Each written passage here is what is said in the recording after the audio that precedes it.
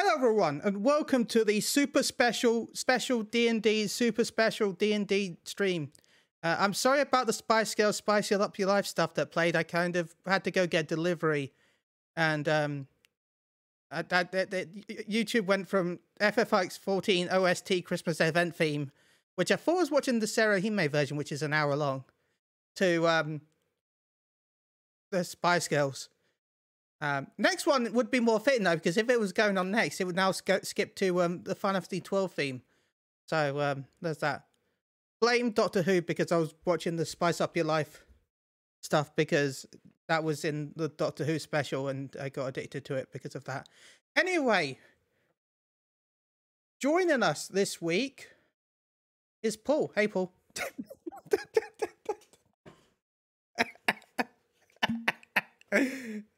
Well, technically next week we're not doing it. Your music there should have been music.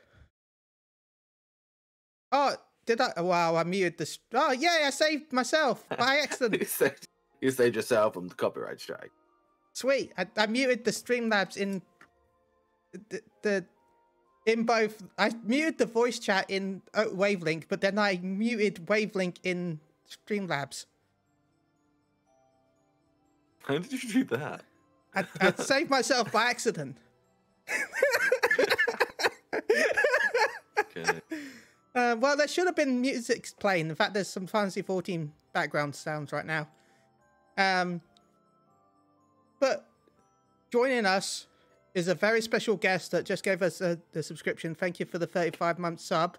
You didn't have to do that. But joining us is Talon Broadbent. Hey, Talon. Hey, Chili. Hey, Paul. How's it going? It's good to hang out with you guys again. This is going to be a lot of fun. Yeah! From Talon from the Wild Nightcap. Go check out Wild Nightcap on Spotify and all your different Podbean podcast services, mainly Spotify though. Go check it out. Yay! But thank you so much, Talon. It's lovely to chat with you again. It's been way too long. Very, very much. Way, way too long. And joining us from the now renamed MMO Respect and also from Soundbites, it's Flares, and also in Wild Nightcap. It's true. I'm on all those things. Hi. How's it going? How are you Happy doing? To be here. I'm good. I may be imbibing during this, but I'll drink responsibly. So. I mean, we do come from the Nightcap, so it would be a little off-brand if we weren't having some eggnog during this Christmas episode, right? Very true. And as we're doing this, I just realized I forgot to refill my water. So I'm going to have to do that quickly before we fully start.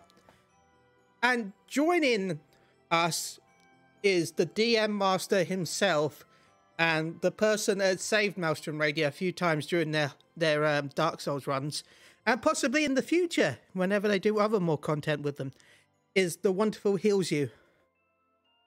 Hello, everyone. How is everything going? How are you doing? I am present. Yep, that's about it. That's great.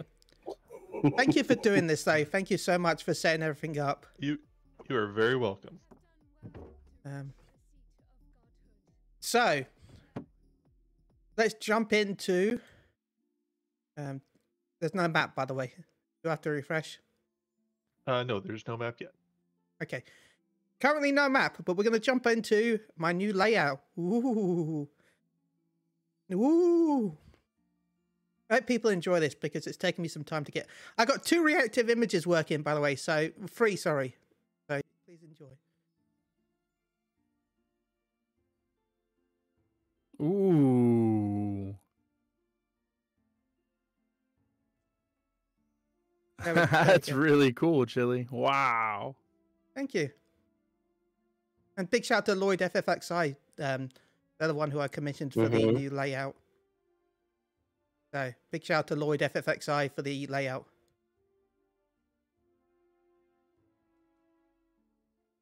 So yeah. All right. So if we have nothing else needs to go in front, I'd say we can dive right on in. So let's start this off by saying hello everyone. Welcome to this holiday-themed one-shot. Before everything gets started, I would like to just reiterate to the nebulous voices out in the ether. Um, all characters that are used in this one-shot are under the fair use copyright law. They're used with deference to their original works. Um, so if any parent companies of the products we are using today finds this offensive, uh, sorry, but um, yeah. So, I'll just as add, we if any of open the in, companies, sorry, if any of the companies actually find this, congratulations, you found Moogle go around. consider It's subscribing. it's Disney. Be careful; they will find it. Oh, I'd hate to hit you with a copy strike. As speaking of Disney, we actually come into this one shot starting in the Disney lot where we see four figures making their way across the lot, heading towards their movie set, being just a little delayed as they had to run an errand before shooting would be set to start. Can we please introduce your characters? Tell us the names of your characters and what classes you're going to be playing today. Hi, this is Peter, aka Flatus. I am playing Dr. Bunsen Honeydew and Beaker, the split personality human wizard level 5. That's awesome. Talon, who are you playing today?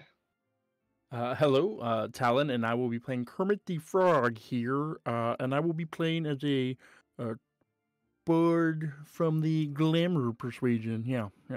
That sounds good. Yeah, thank you. Yeah. Excellent to see it.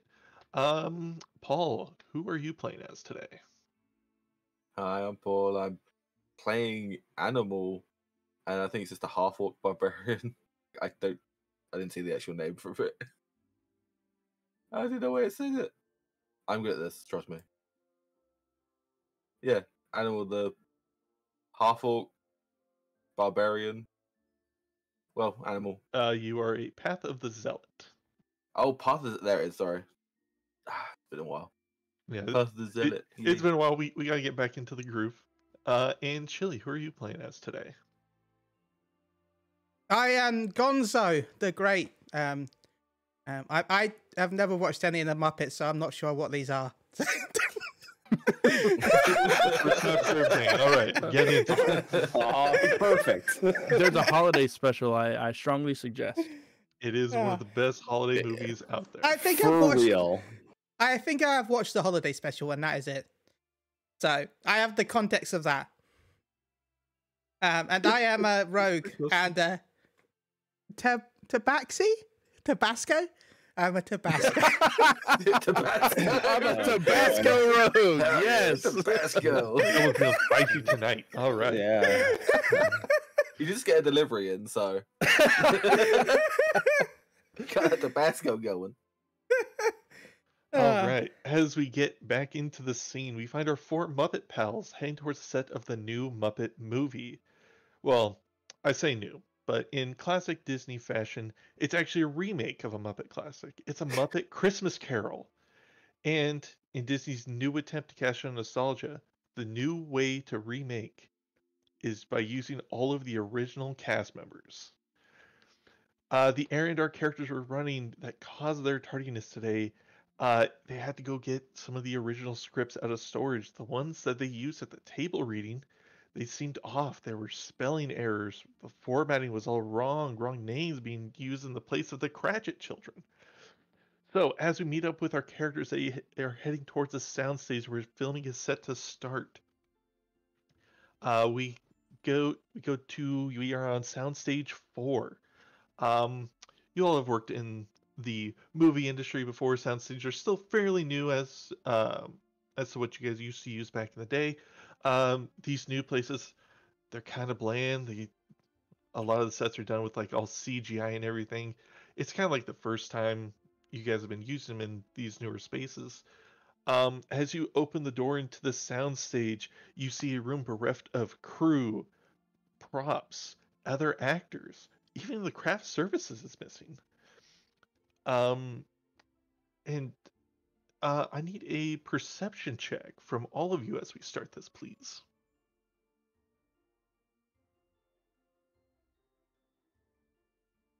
Oh, hell. Good old 7. Good old 23. Well, it's not good. Well, it's not great. It's an 11. Yeah. All right, it's Okay. good. It's good enough. Anyone that cleared a 10, you see there are no signs that there's ever been crew cameras, anything set up in this room. By the way, all I Um, see is a white square. Just making sure. I still see a white square. Yes, still, Okay, still on good. White Square. Okay, good. The main area of the soundstage where all the blue backgrounds is, where all the cameras and dollies and everything would be set up. It doesn't look like there's ever been anything here, but you know for sure this is the Muppet lot. You pass it coming in. You saw Studio 4 now filming. Everyone except for Animal, however, you hear coming from Oh. a hallway off to the side, you hear a faint rattle of chains. And you hear some muffled cries, but you can't make out who it is. Yeah. That sound. Am I the only one who's hearing that? No. No, either someone's up to something or someone's up to something. Well, it sounds like somebody needs to get on it. Yeah, they need to fix it. I don't want to have anything falling on set. You know, that would be really bad.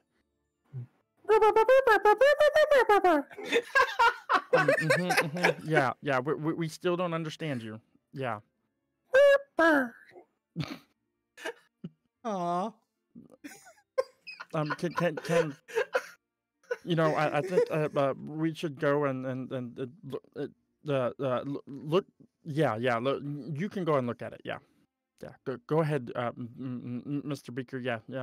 I think you're the most scientifically inclined. Yeah.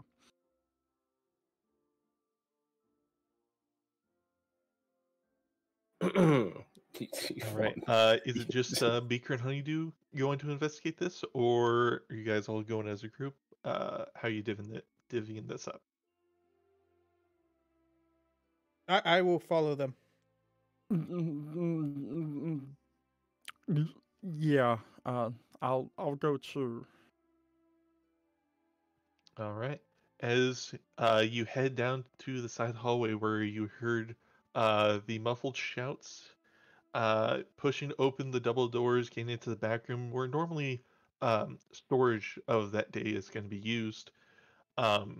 You head into the back rooms and you hear horrified yellings of what sounds like some of your fellow Muppets, and you do hear woeful cries coming from Michael Caine, who of course is on set. He has to reprise his role.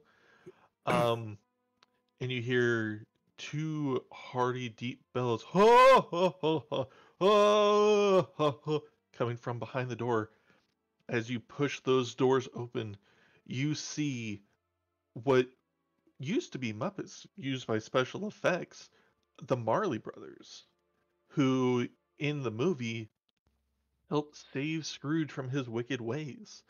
And now you see the Marleys have all your cast members chained up, all in like a tight circle, and as they finish their ho ho ho, as it starts to fade away bit by bit, you start to see them disappear as they fade into the nothingness. What would you guys like to do?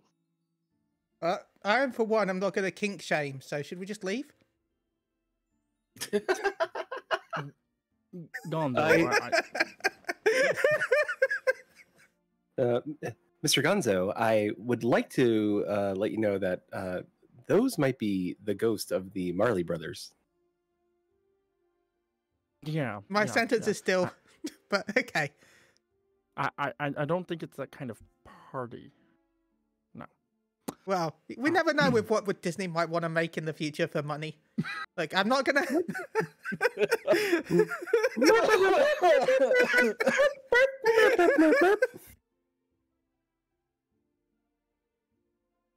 So, great and powerful, and disembodied voice in the sky. Our is our good pal, Michael Creighton or Michael Creighton, Michael Crane. Michael Crichton. Is he still sobbing in said corner? He's kind of doing Yes, Master Wayne. like woeing cries as him and all the Muppets have been chained up together, and they are slowly starting to fade and discorporate. Oh, I would like to go check on our good buddy, Mr. Scrooge. As you go and make your way towards Mr. Scrooge, more of the chains that the Marleys had forged in life in the movie, of course. However, like you look around, like there's no cameras. This isn't a rehearsal. Chains come up and try and bar your way. You're held probably 20 feet back away from everything as the howling laughs of the Marleys continue to discorporate your friends. Well, that's not good. Now, y'all need to this is uncouth rehearsal practice. This is rehearsal, yes. Oh, he thinks it's rehearsal. This is funny. No, we didn't get our big enough part. And like, come on, we're the reason for change, and we get nothing. So, in this half-hearted remake, we're taking everything off the books.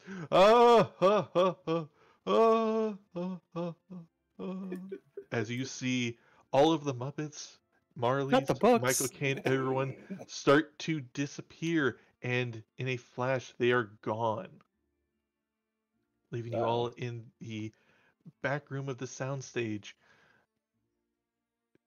No one else is here, but you do Well- hear a little ting, ting, ting coming back from the way you came.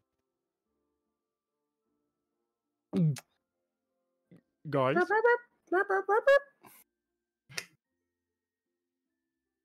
uh, um, I'm going to very sneakily and stealthily start tiptoeing to where the sound is going. All right, go ahead and give me a stealth check. Okay, let's see. Stealth. Subject time. Oh, I'm not good at this. Would you like me to stealth? I would love for you to help me, but I already rolled. No, it's passable. It's passable. Yeah, it's passable. 10. As you make your way along slowly, as soft as Muppet feet can carry you, you round the corner. The doors that would have closed behind you at the soundstage are wide open, and you see what looks like a large ghostly doll holding a very small bell in a hand, just ringing. As you make your way around the corner, she does catch a glimpse of Kermit as he rounds the corner, and she looks and says, "Please, sirs, you must come help."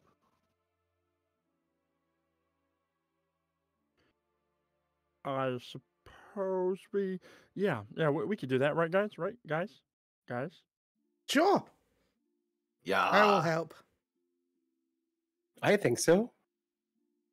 Yeah. But what can I help you with? Do you need something specific? Uh, the ghost doll thing looks at you and she says, "The Marleys have caused great damage in my time. I need help. Please, you must come." As she holds out a ghostly hand towards you all.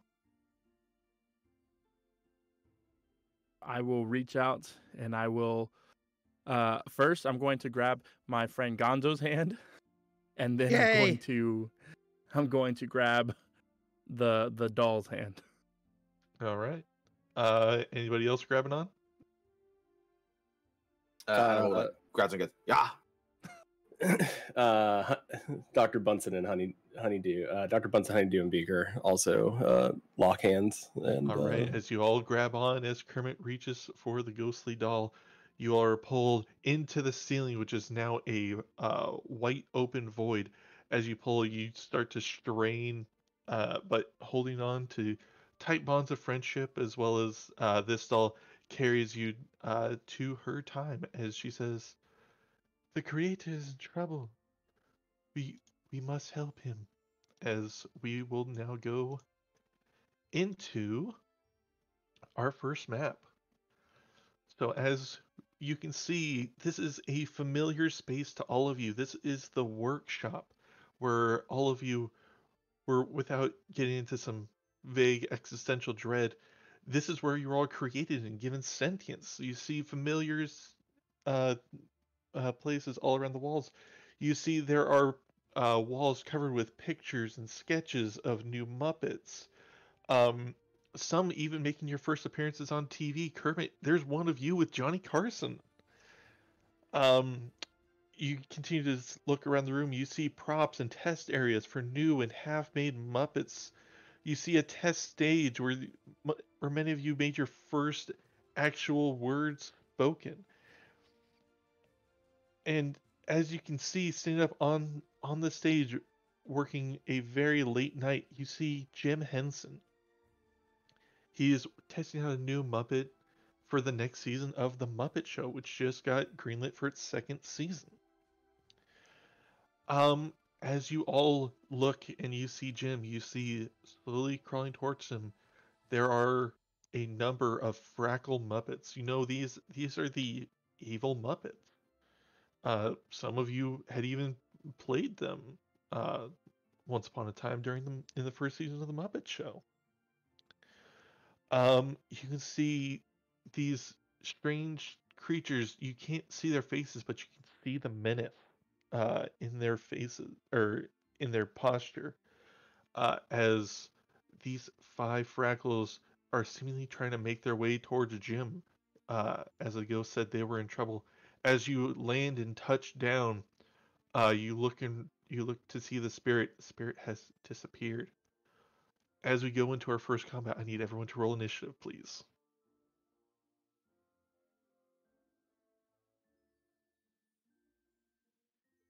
Do. Oh, a lovely 19. Oh, 13. 12. Yeah, that's a respectable 22.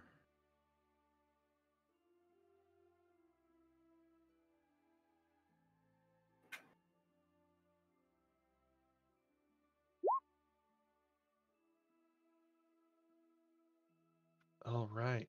As we come in, you see these humbugs starting to make their way towards Jim. First up, we have Kermit. What would you like to do? Well, my good buddy and pal Jim, yeah, he has a great voice, really a lot better than mine. I would like to uh,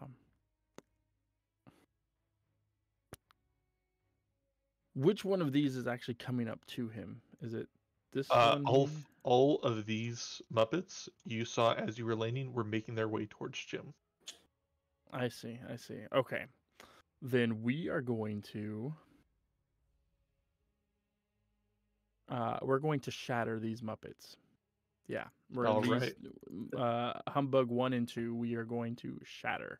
Alrighty, and that is a con save? Yes, it's a con save 15. Alrighty, let's take a look. 1 succeeds, 2 fails. Go ahead and give me some damage. We've got 14 total. 14 points. Gotcha. Saves. Alright. As you go ahead and you release this flash of newly empowered Muppet energy, you hear these humbugs. One takes a glancing blow, the other one goes and kind of like freezes in place.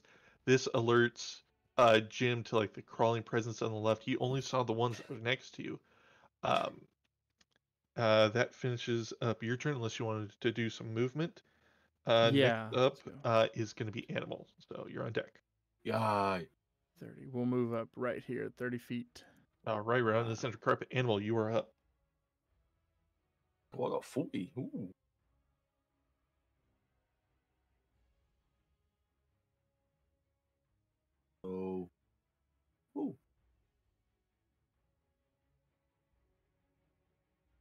Okay, we're gonna move to this one. We're gonna rage the bonus right. action. Go into a rage. Rah! As you just start running up to him, what are you doing? We're gonna hit him. All right, that's number 5. Go ahead and take a swing. Oh, it's been a while since I've used D&D Beyond. If you want to use your regular dice, by all means, go ahead and use those. The Mirror Maul. Wow. Ooh. 22 to hit. 22 definitely hits. Yay. Damage. With 11 damage. 11 points as you come in and normally it would smack him, but these humbugs have a really tough shell. You still do full damage, but he's definitely a little resistant. All right. I believe you have a second attack, don't you? I have a second attack? I believe Yes, so. the You're barbarian 5th is level level barbarian. 5. Yep. Oh, we attack again with the Mirror Maul.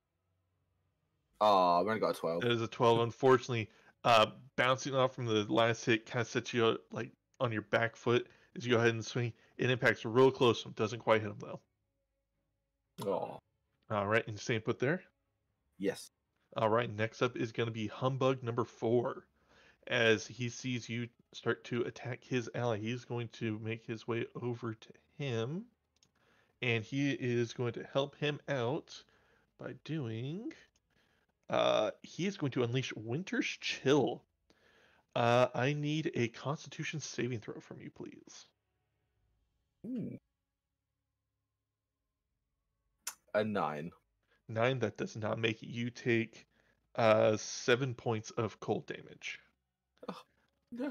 As snow and flurries start to whip around him, and you see in his hands where normally there was soft Muppet felt is now covered in ice.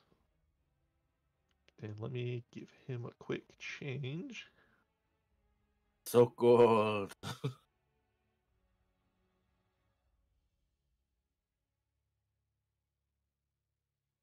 All right, can you see that little aura there?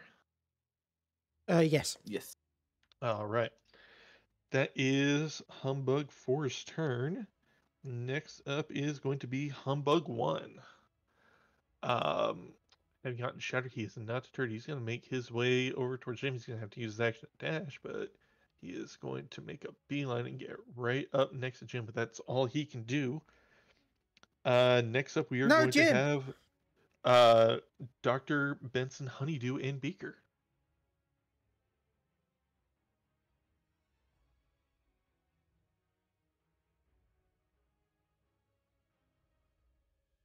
Or maybe not.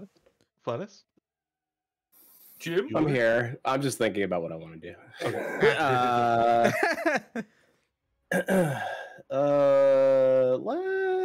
Let's do Firebolt on Humbug. Let's do it on the Humbug 2. I should have enough distance Humbug for that 2? time. Oh, yeah, good shit. Plenty. I believe that's 60 feet. That is 18 to hit. 18 definitely hits. Okie dokie. Boop, boop, doop, boop, boop. That would be 10 points of damage. 10 points of fire damage. Got it. All right. He is looking a little rough. All right. And you have some movement if you wanted to keep going, or you can stay put there if you feel comfortable. I'm the glass cannon, man. I'm staying right back here. Me and my All bud. right. Gonzo, you're up. When it says 2060, does that mean I have to I can use it from ranged if I wanted to? What are you looking at? The first weapon. I don't want to say the name of it because I want to keep it a surprise until I use it. That is if you wanted to throw it. Okay. If it's within 20 feet, it's a straight roll. Anywhere from 20 to 60 feet, then Okay. It would be at disadvantage. Anything outside of 60 feet won't hit. Okay. Well then, I'm going to attack the one the animal attacked with my short bow. Alrighty, that is Humbug 5, I believe. Yeah, I think I'm in the Alright. range for short bow. Oh Easily, yeah, right? you're definitely within the range. Yeah. And since he is engaged, you would get some sneak attack on this if you hit. Oh, Ooh. congratulations! Oh, congratulate him. He's engaged, you know. 22 definitely hits. So what happens with sneak attack? Do I get? Yes, you just add your sneak attack dice, which I believe is 3d6 for you right now.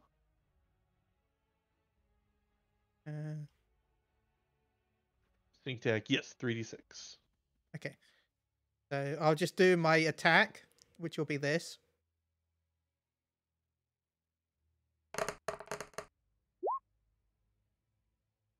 I did a lot of numbers. No, I did it's my fine. sneak attack. Yeah, so 15 points to Humbug number Nice. 5. There you go. All right, Humbug 5 is not looking too strong. All right, at the end of your turn, we have Humbug. Nope, Humbug 1 already went. We have Humbug 2 and 3 on the same initiative. 2 is going to make his way over towards Jim. Using his dash, can't quite Oh, make it. Jim. And then Humbug 3 is going to turn, and he's going to make a beeline for Kermit. And he is going to take a shot at Kermit. That is a 17 to hit on Kermit. Oh no, Kermit! Yeah, that's yeah. Right, and that is going to be for 5 points of bludgeoning damage as he just runs up with a little Muppet hand, just hits you around the nose. Yeah, it's not easy being green. At the end of oh yeah, and then Humbug 5 has to go. Having been hit by Animal and not looking too rough, he is also going to activate his Winter's Chill.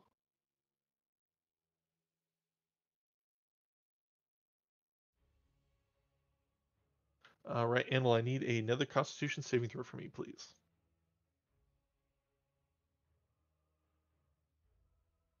Yeah, no, animals in disco lights. He's in a Or Venn this- diagram. Yeah, it's the fifth character we don't know about yet. Venn diagram. Sorry, I had to come up real quick. Sorry, what happened? Constitution save. saving throw from me, please. Go on. Oh, 25. 25 definitely makes it. You only take 5 points of cold damage. Woohoo! It says the end of the Humbug's turn. At the top of the round, we see Jim seeing a couple of these Humbugs coming towards him. And he's like, "Oh, hey guys, how's everyone doing? Looks a little chill. Hey, is that my buddy?" As he puts hands up to his shield size, from like, "Hey, Kermit, Gonzo, someone made these Muppets, and it's really cool. It's really nice." Yeah, and Jim, then- they're great, but you may want to step back a little bit, Jim. Yeah. All right, Kermit, you're back up. Jim, really, you're gonna want to step back for this one. I apologize for anyone who gets hurt in this one. Yeah. So, we're gonna create a wall of water. Wait. No. We're just gonna shatter again. All right, going for another shatter. Go ahead and you going for 1 and 2 again? Yeah, I'm going for 1 and 2, leaving Jim just outside of the AoE. Gotcha. All right, go ahead and give me some damage, and I'll get you some con saves. Quick, Jim. Ooh, Job change to Puppet Master. Wait. you got a 6 and a 19. 15 is the con save, Only one makes it. Humbug 2 saves on that one. and there's going to be 11 points of damage coming out of 11 there. points, even with the save. Humbug 2 is not enough to keep that up. All right. As Humbug 2 goes down, as the shatter goes off, Humbug 2 just fades into ghostly nothingness. Humbug 1 is still looking pretty rough. I would like to, as my bonus action, give some bardic inspiration to my buddy Animal. Animal, you're doing a great job, and don't let those humbugs give you a not a holly Christmas. So yeah, you're doing great, buddy. Keep it up. Gives them like a Kermity thumbs up, the best Kermity thumbs up you've ever seen. Animal, you feel a wave of emotion as Kermit is my name. Oh, you're doing it. You And finally making your way out of electric teeth. Like you're gonna be something, man. and specifically as part of my bardic college, the bardic inspiration also grants 8 temporary hit points up to 3 creatures I can see within 60 feet of me, and that would be everybody. So everybody gets 8 temporary hit points. So you're keeping it off of you and just giving it to everyone else? Yeah. What? Oh, right. yeah. It's up to 3. Yeah. Up to 3 creatures, yeah. All right. So Gonzo, Beaker, Honeydew, and Animal, go ahead and add 8 temporary HP. Brings back to my warlock days. All right, and Animal, you are next.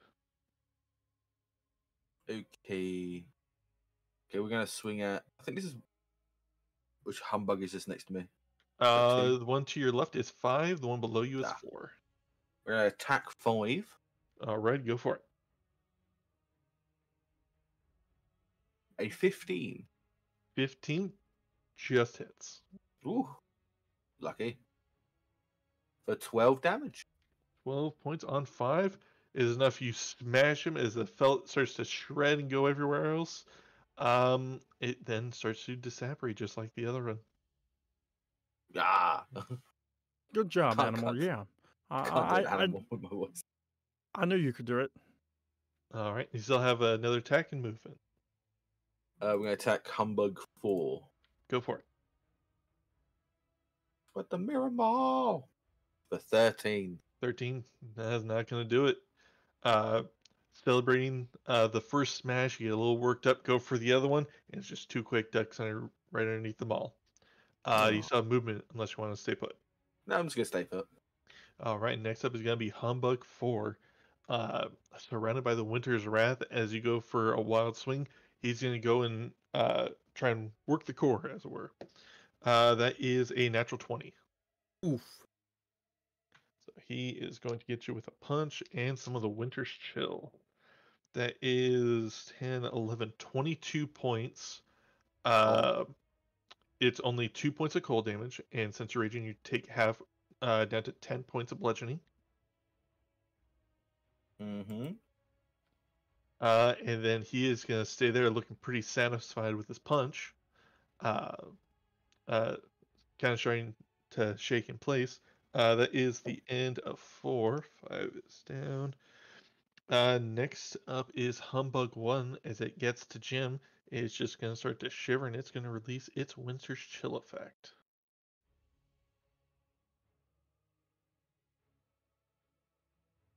Thank God for that temporary hit points, though. I knew it was about to get spicy, so I figured y'all might need it.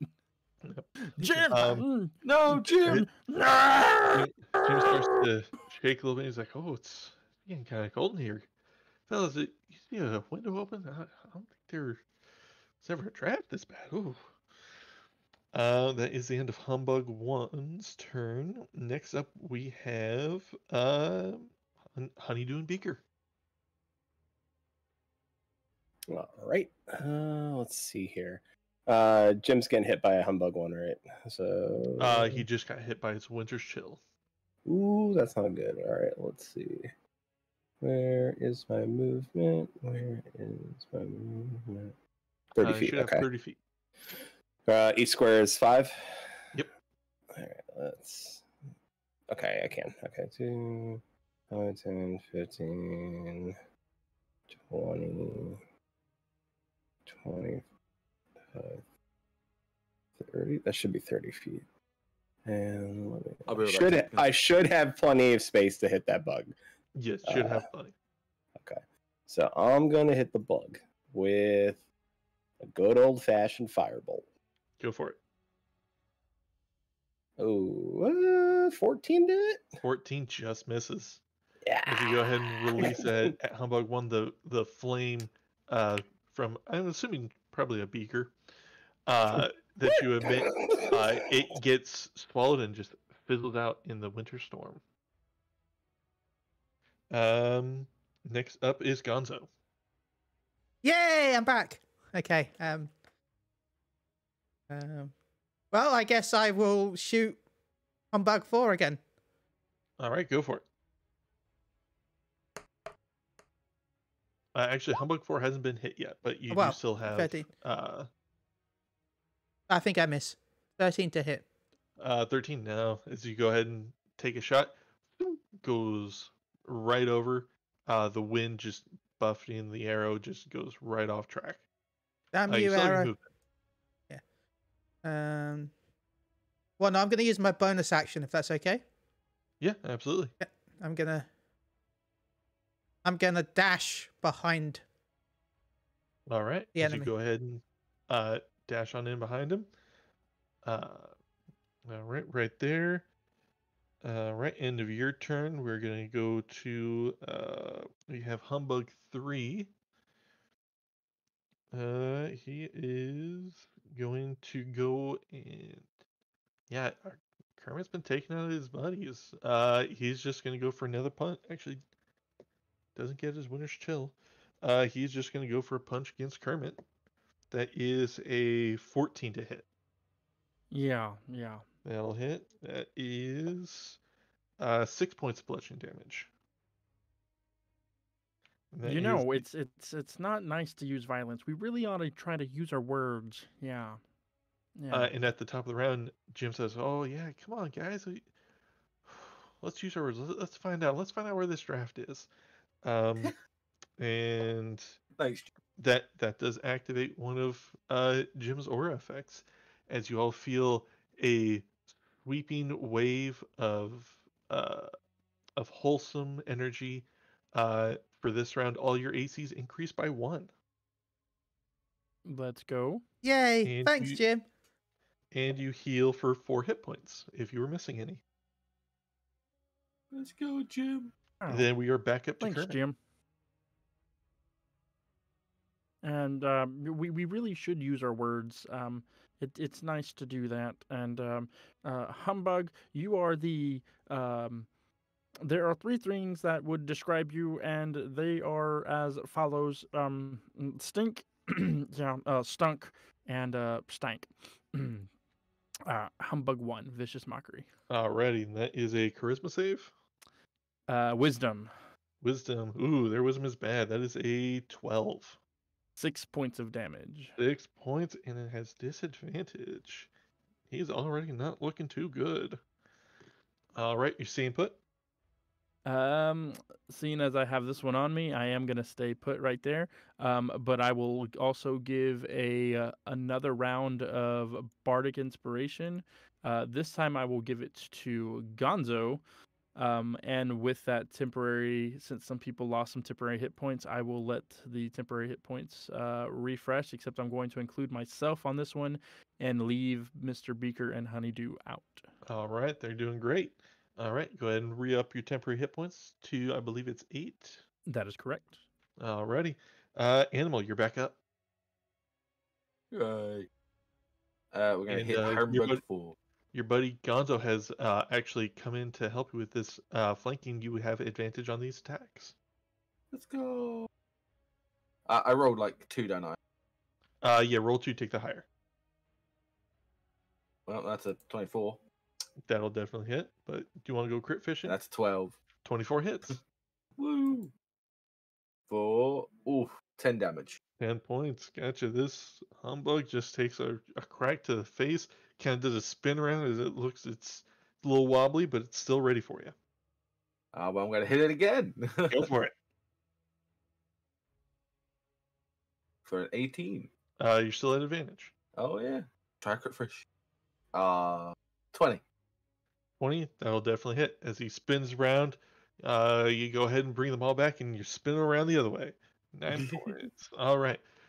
He's starting to look a little dizzy. His felt eyes are kind of rolling around in his felt face. That's the end of your turn. You're staying put. That's the end of my turn. Alrighty. Next up is Humbug 4. Does he get the blast? He does not. As he is going to take kind of like wobbly steps, and then he's going to try and take a punch at you again. That's a natural 20 again. Oh my god. Ow.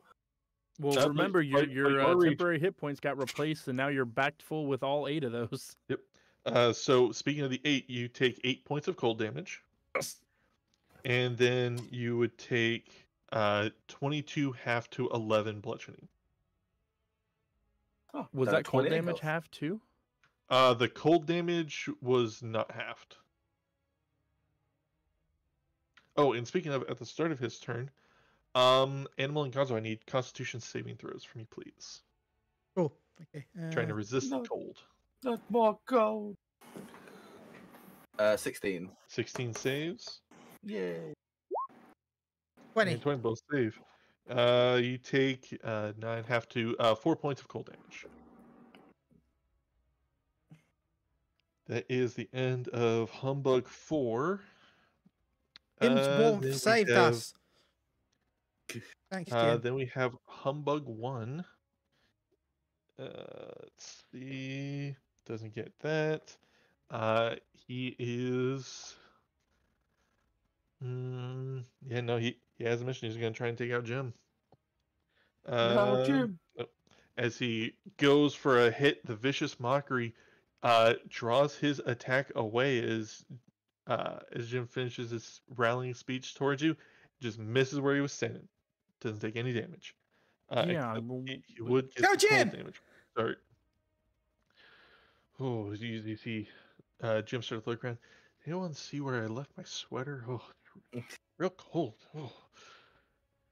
That is the end of Humbug 1. We have Beaker and Honeydew with Gonzo on deck.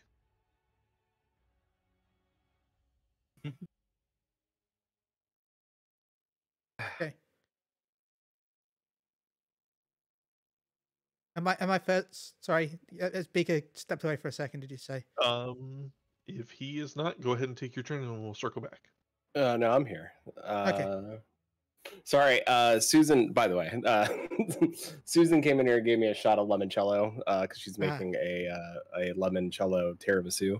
That sounds and- delicious. Oh, And I was taking, she came in here and gave me that. I was like, I'll take a sip of this, and it hit me. It's nice. It hit me. So apologies. It's good though. Hits you right in the back of the cheeks. No, I'm gonna hit Humbug 1 again. By the way. All right, go for it.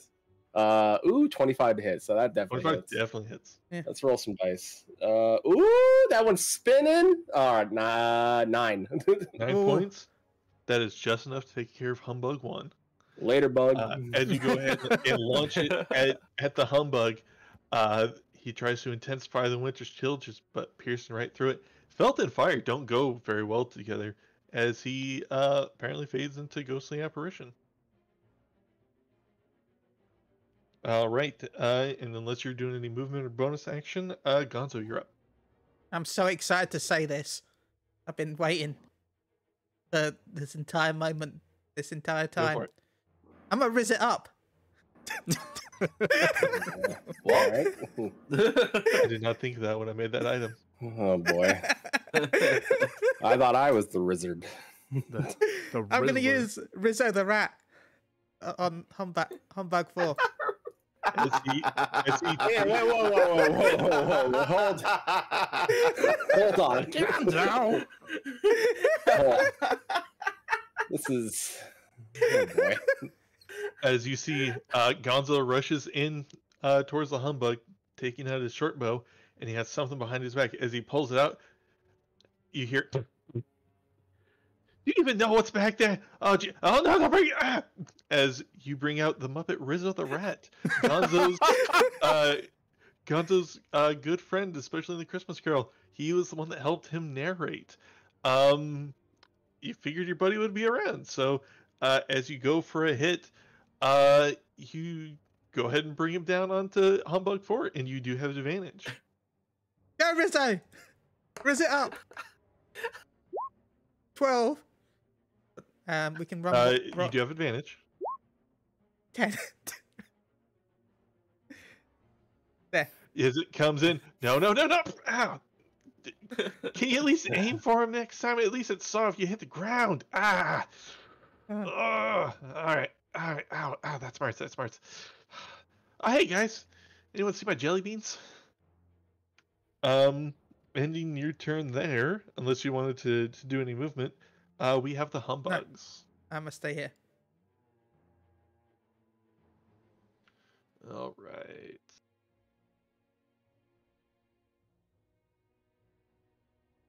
Well, Gonzo, before you decide to end your turn totally, there's another part of Mantle of Inspiration that I forgot to read. If you want to, as a reaction, you can also move away from the target without provoking an attack of opportunity up to your movement speed. So for free, basically. Yeah, but if I stay here, it means the animal continues to get advantage. True that. True that. All right. With that, we are going to go over to Humbug 3, still next to Kermit. He does get the Winter's Blast, as he's going to use that. He's actually going to swivel around you here.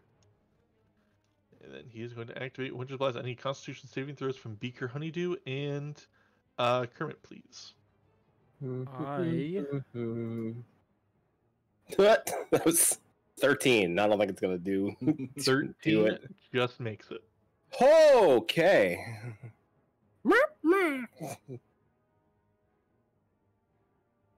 I am resistant to cold damage. Yes, you are. So what am I doing? Constitution save, you're looking to beat a 13. That's a 12. All right, so you're still taking half. You both take 2 points of cold damage. Thank goodness for the temporary hit points. Yep, there we go. All right, and that is the end of Humbug 3. That one's gone. Let's cross him off. All right, we are back at the top with Jim going, oh, got a lot warmer in here, is?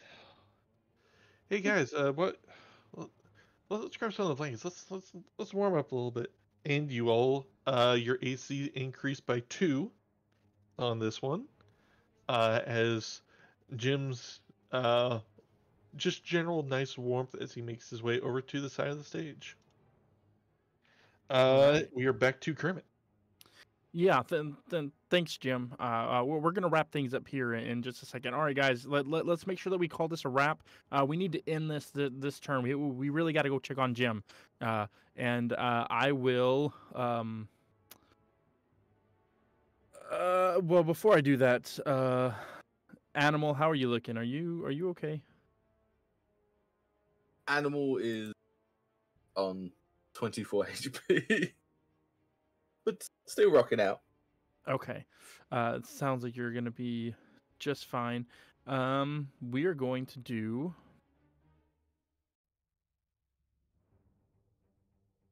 Let's just make it easy. We're gonna use our words again. How does Humbug 3 look compared to 4? Humbug 3 is fine. Hasn't taken any hits. Hasn't taken any hits, but Humbug 4 is. Are they looking rough? Are they? 4 is looking pretty rough. Okay. I'm going to cast Vicious Mockery at Humbug 4. Alrighty. And that's a 15 Wisdom save, and I'm going to 19. upcast that. What spell are you using? Vicious Mockery. I don't think you can upcast. I believe that's a cantrip. You're right. I cannot upcast that. I believe that's just Yep. full save is no damage, correct? 15 Wisdom save. That was a natural 19.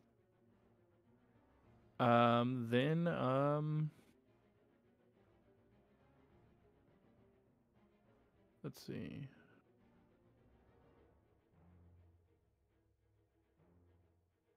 It doesn't say anything about half damage on save, so I'm going to assume that is nothing. Yes, I believe that's no damage. So no damage. All right. Bonus actions, I don't think I have any that I want to use because I don't want to spend all of my Bardic Inspiration, and we're still rocking and rolling, so... All right. Next up is Animal. Yeah. I'm going to attack Humbug 4. Go for it. You do have advantage. Cool. Oh, that's a 24. Definitely hits. Crit fish.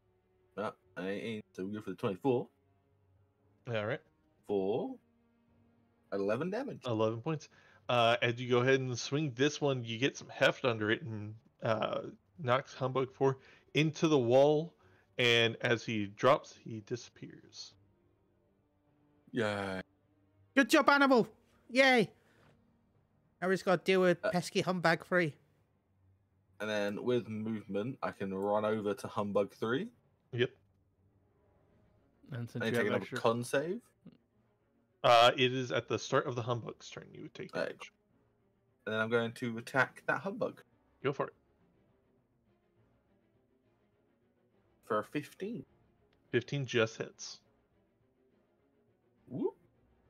For 13 points of damage. Points. Oof. That's He a lot of is damage. hurt. And 4 is down. All right. It was going to be Humbug 4's turn, but he's gone now. So we have Honeydew and Beaker up next with Gonzo after that. Let's see. Just Humbug 3 left. I'm in the cone. I'm in the cone. Let's see here.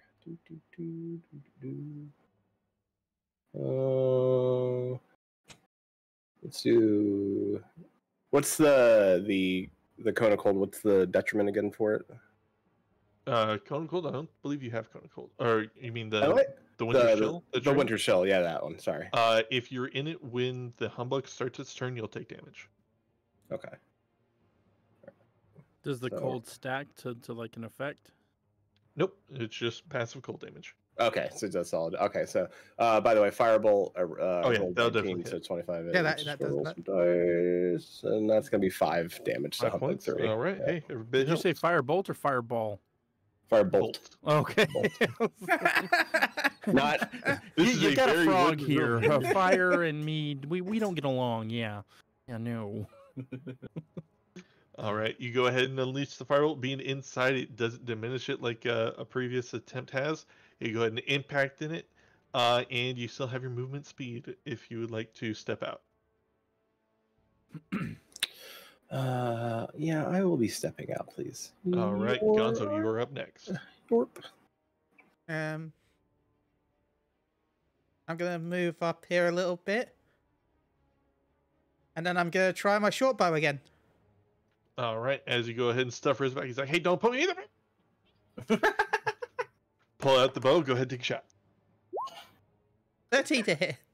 13 does not hit. Uh, The winds just keep buffeting these arrows away just off the true Damn. mark. All right, damn my hits today.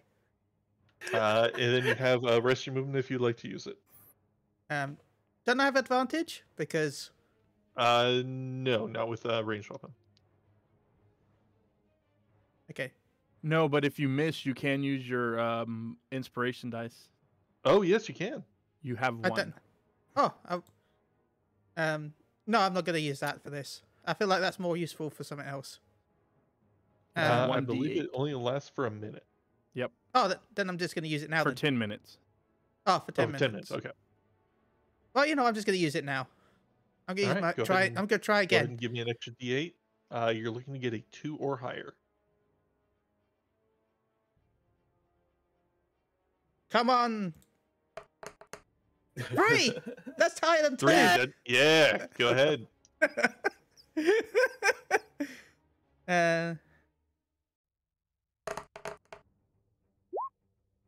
6 damage. 16. Ooh.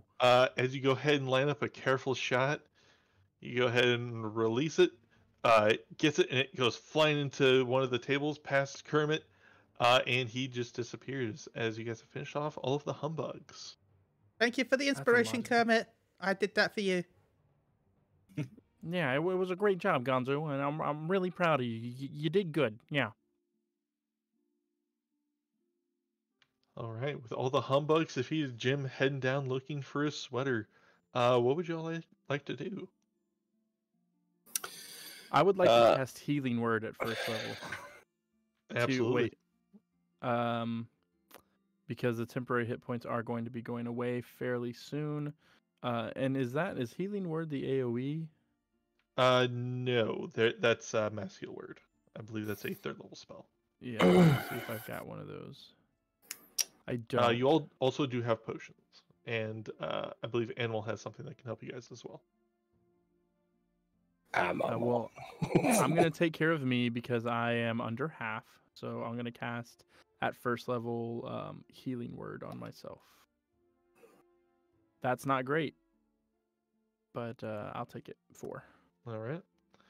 Unless anybody has anything else they want to do, or you guys can just talk to Jim, or what's the plan here? I don't want to steal anything from Jim yet. I want to talk. I mean, he's here really, and I don't want to steal anything from the shop. Good. I was gonna say, I guess. I mean, Jim clearly sees that we appeared and helped. So, Beaker and Honeydew, nicely asked, like, "Hello, why are we here?" Well, I assume you're here getting ready for the next season of the Muppet Show. I mean, I'm sure there's all kinds of skits. I know Frogs in Space is coming up, right, Kermit? Oh, Well, yeah, that's right, Jim. But I have a question, and this may sound a little strange, but if you're there and I'm here, how am I talking? Well, you're alive. And then, in very Muppet fashion, his arms wave out, and they looks back and forth. Fourth wall. Yeah, I see what you did there. Yeah, I like it. Yeah. I mean, once you guys are on stage, I mean, that's all you guys. We just help bring some friends around, and you guys take it from there. Oh, okay. I see, Jim. Well, what are you doing here? Are you getting ready for the show? Oh yeah, I got a new friend I'm working on for the next season of the Muppets. He's not quite finished, but and he brings out Rolf the dog. Still not quite finished. It's still a very rough second draft. Yeah, I was figured y'all could have a dog friend on stage, and you haven't quite picked out a name yet, but I think he's gonna fit in real well with y'all. Yeah, Jim. He looks real nice, Jim, and I'm sure you'll come up with a great name for him. Yeah. Thank you, Kermit. Listen, we have a bit of a problem. Yeah. See, those humbugs, they weren't trying to give you a hug. You see, they were trying to hurt you, Jim. And we're trying to find our buddy Mr. Scrooge, and he was taken away in chains, and there were some ghosts. Yeah, I think, right, Mr. Gonzo? Scrooge. Oh yeah, like the yeah. Charles Dickinson novel. Well, no. You see, there's an actor. idea. His name is Michael Craig, and he played Mr. Scrooge, and I was Bob, and yeah, Craig. You were Bob. Craig, see, Michael Keaton and Michael Caine had turned into Craig. Michael Creed. I like his Batman. We're trying to movie. save Christmas, Jim. Christmas. I like that Michael Keaton. His Batman movie just came out. I like that. That was fun. Oh yes, Master Wayne. Right, he was Batman. No, he was Alfred. Yeah. See, but we're trying to find him, Jim, and Mr. Caine. We need him back. You see, and all the rest of our Muppety friends. Can you help us? I don't know what I can help. You're saying you were in a movie in Mr. Scrooge? Yeah, Jim, you have some great ideas. In a few years from now, we're really gonna kick off, Jim. We're gonna go away from the variety show, and we're gonna have like our own spin-offs, and it's gonna be real great, Jim.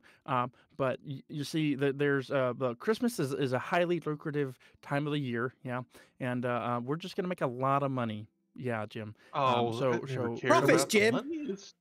It was always about the friends. And, you guys, me, Frank, we all have just such great times together. Like, well, yeah, it's that's why we got to 1986. find Nothing Mr. could Crane, ever Jim. go wrong. And he's a good friend, and we got to find him. So, is there any way that you would suggest we start to look? I don't know about that, but if you do need some help, I mean, I can give you a hug, but that that'd be Gonzo about runs all up I to can. Jim. You go ahead and hey, Gonzo, you Yeah. doing Yeah, a heck of a job as he gives you a deep hug. Yay! You regain 6 hit points.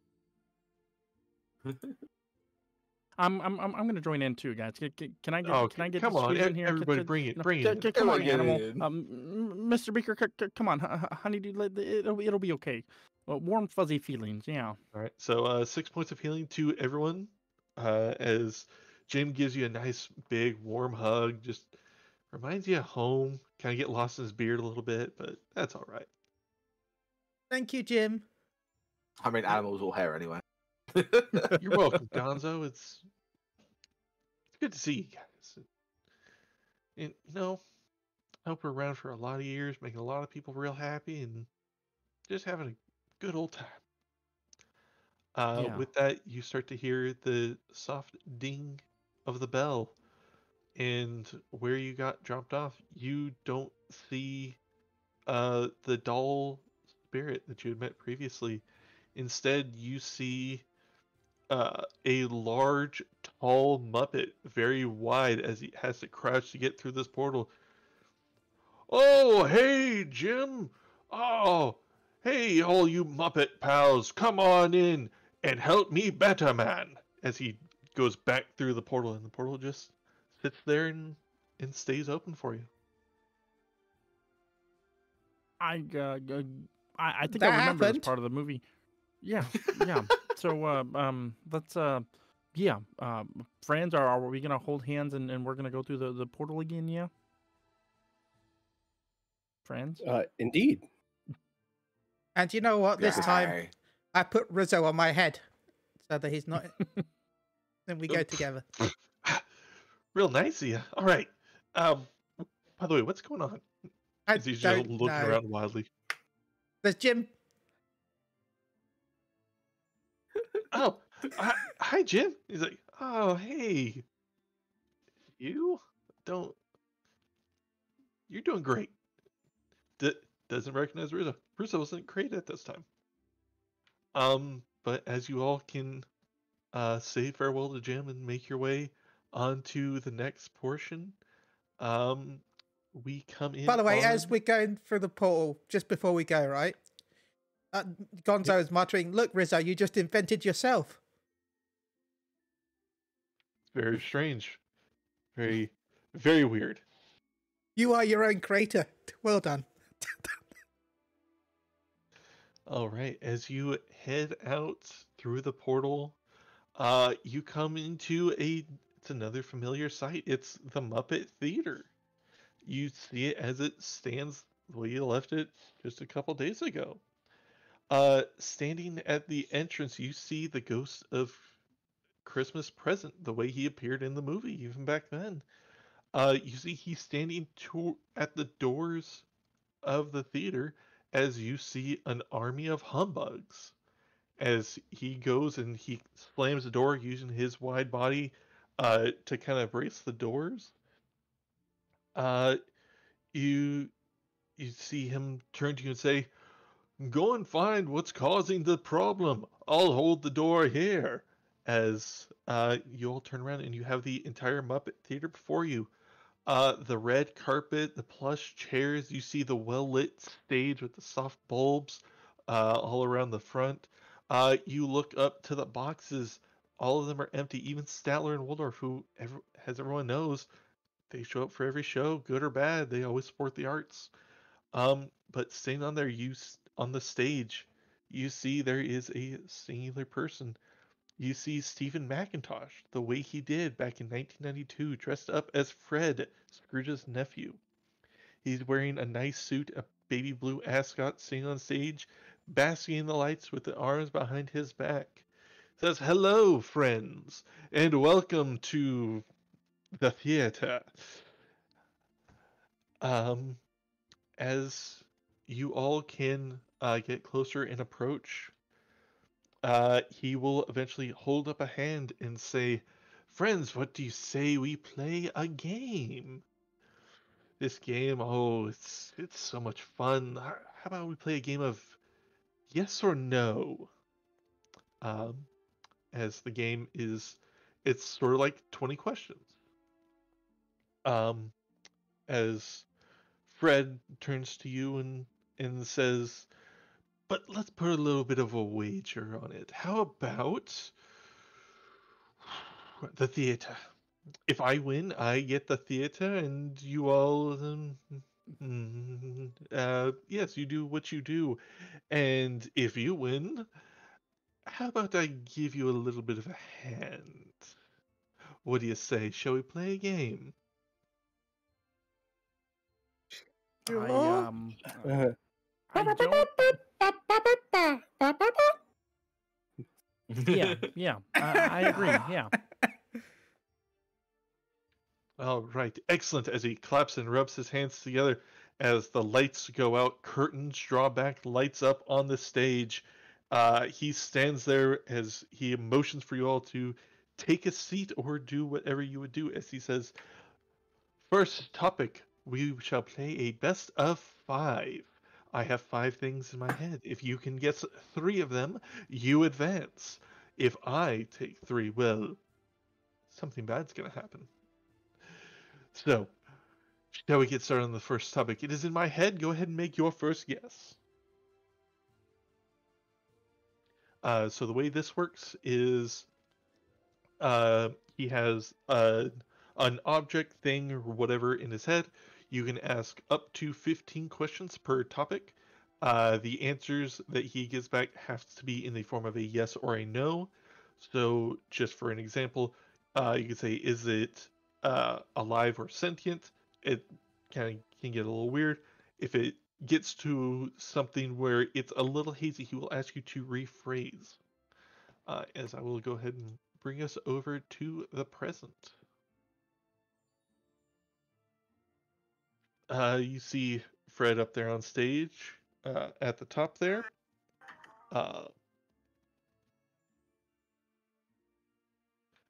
Go ahead and make your first guess to the first topic.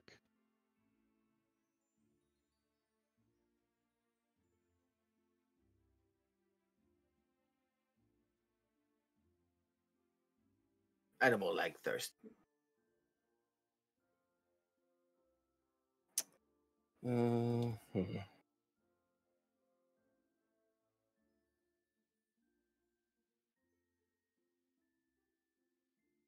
The issue is we've got no Oh, no, context Fred of got any bigger. of this.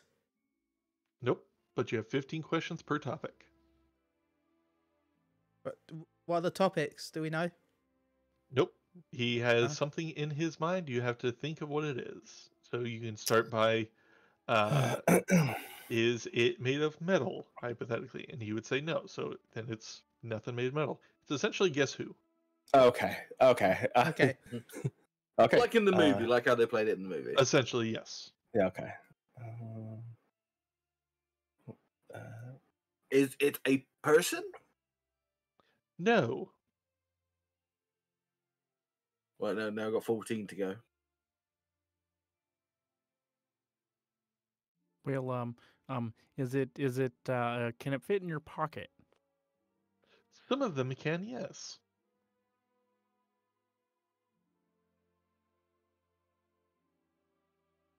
Wait. Is it a Are- snack? No. Oh. Can they vary in size? Yes.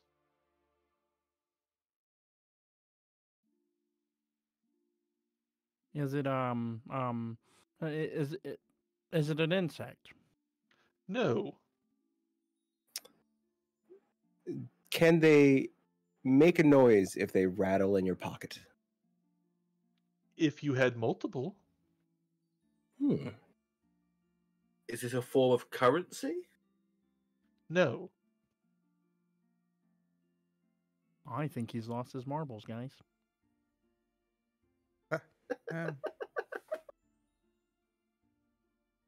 It's not a currency. It's not made of metal. It rattles. It's not a snack. Is it, It's not a person. is it made of stone? No. Well, are they made of glass and have like pretty little swirls in them sometimes? Yeah. No. Yeah, he's lost his marbles because those aren't it. Are they like? Do they come from a tree?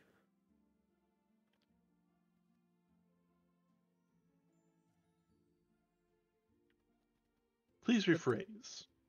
Did they come from a tree? As in, They could. Okay. Let me ask it this way: Can they? Does the tree produce them? Are they No. fruited from a tree? Okay. Because that one is so strange, I won't count that as one of your guesses. You are at 9 guesses so far. okay. Good boy. Are they We got made of 50 plastic? Like I was thinking maybe it was a conker, because those can vary in What? size and also rattle. I What? guess. A what? They are No, not made conkers of, can't rattle. they are can't not made of rattle. plastic. Okay. Wait, they're made of plastic. Well, Did you say? No, they're Can- not. They're They're not not made of plastic. Okay. Are they Well, safe conkers. for people in Muppets to consume? No. Yeah. Okay. I have like 2 things it could be, but I don't know if it could be it. So it's not from a tree. It's not made of plastic. It's not made of metal. It rattles. Not a Do we snack. argue it's not made of metal? I think someone Yes, said you it's do. not made. Yeah. Do we? Okay. Not a currency. It's not edible by us, at least, Or Um, humans. or humans. Doesn't mean it's not We're edible currently by Muppets. something. I mean, yeah, maybe a Um, raccoon could probably eat it, but I Maybe. don't know. Um,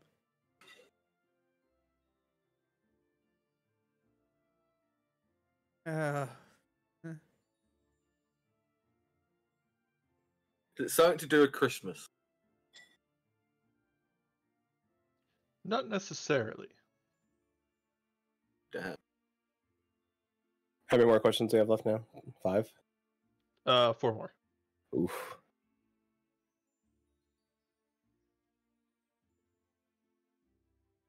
mm, They rattle too, right? If you If have there was- multiple in your if- pocket. If you have multiple in your pocket, they can rattle. So it's not nuts. It's not coins. It's not can't- stones. It can't be keys. It's not metal. Buttons. No.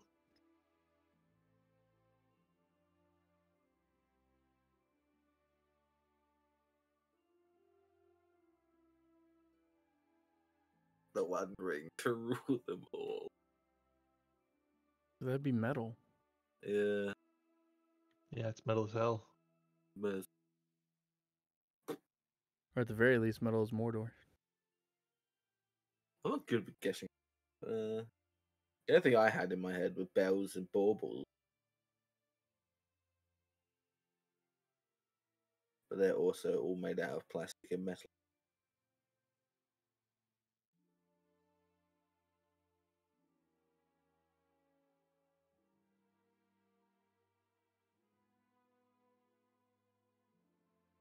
man, this is difficult. No, that's It's probably going to be one of those things that are really simple. Once we find out what it is.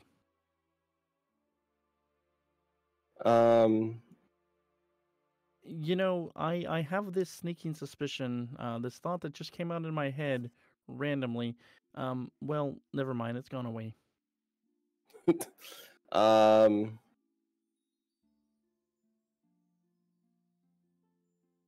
Let's see, we have 4 left. Find out Frey's just a tooth theory, so I saw that in chat. Out of the 4 of us here, do one of us have these? No. Okay. Well, Hmm? one of you might possibly use these. Ooh.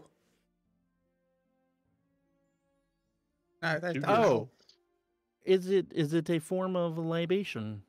No. What? No, no. Is it Libation? That's something I hear in court. Well, I thought it was potions because they could clink around and they could fit in your pocket. Yeah, true. One of you might use these. Which one of us, though? Can I ask? Oh wait, could I ask that question? Wait, how many do we have left? I don't want to waste You a have question. one question left. Oh shit. After the question, you have a final guess, and then after that, Fred takes the round.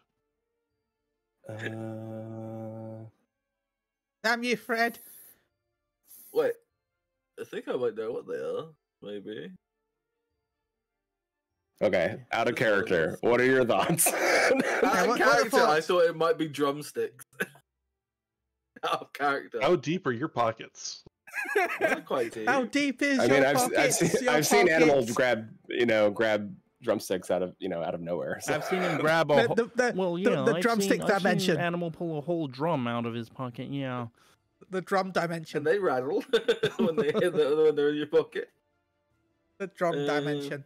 That's where he pulls The them drum, from. the drum dimension. That's yeah.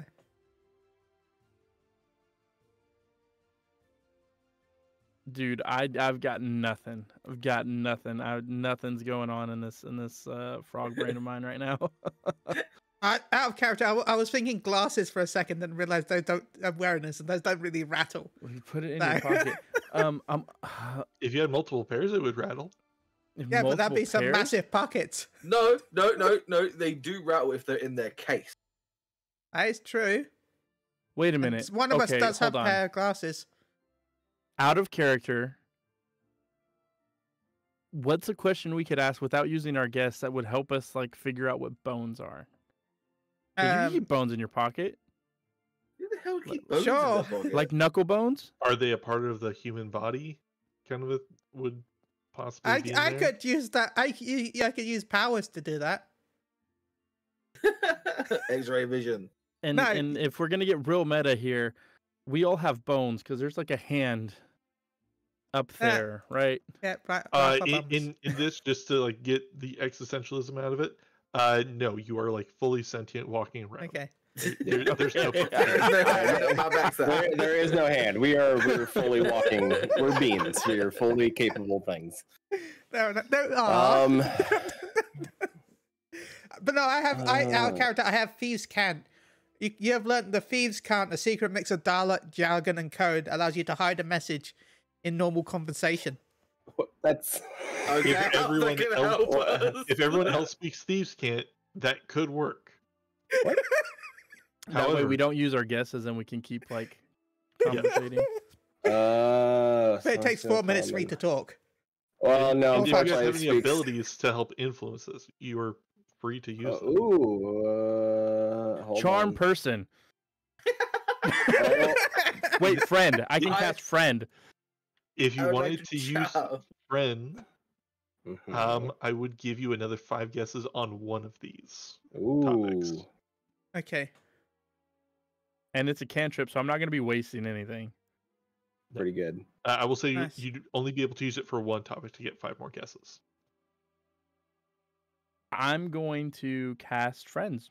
Okay, you have 5 more guesses. You have 6 total now. Yeah, friend. I've worked with your uncle, and he's a real swell guy. He's just a little rough around the edges. Yeah. So why don't we come to an agreement and you like help us out with like 5 more guesses? Yeah. Very well. This is such a fun game. Yeah. I Oh well. agree. All right. For this one, take 5 more guesses. Well, thank you, friend. That's very nice. Yeah. Real, and sorry, just for me out of character one more time, just to make sure I understand. We don't know what the topics are, right? We're just blindly guessing. Blind Okay. guesses. We know that it Okay. has nothing to do with Christmas. Yep. Okay. All right. And for the stream, I'm playing the intro friends. I'll be there for you.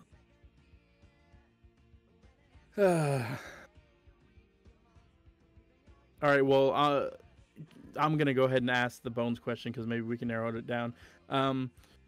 Is it part of the human anatomy? No. Fuck. Yeah, I agree, Okay. animal. Yeah. Wait, wait 1 second. Wait 1 second. 1 second. I've got a question. I've got one. I got a question. Does it help a certain part of the human anatomy? What? Chili said pills without saying bills. Oh boy. Well, let's see how Fred translates it. Do you place it above a certain part? Oh, I'm sorry. What? I think that was Beakers talking. Beaker's looking around like he knows this is the Muppets, right? Like, do you wear it above certain? Yeah. Do you wear it on your face? No. Oh. all right. Can we phone Can we phone a chat? Wait. Beaker's got a question. Which All right, that will leave us only with two. That will leave us only with two. We can You still have 4 guesses right now. Which one of us would use it? Why, Beaker? That would be you. Oh, okay. Okay, it's all down to Beaker. Yeah. Kermit's gonna start walking around Beaker and Since getting that's super close, technically not a examining yes or no, that one's a freebie. Ooh. So you still have 4 guesses.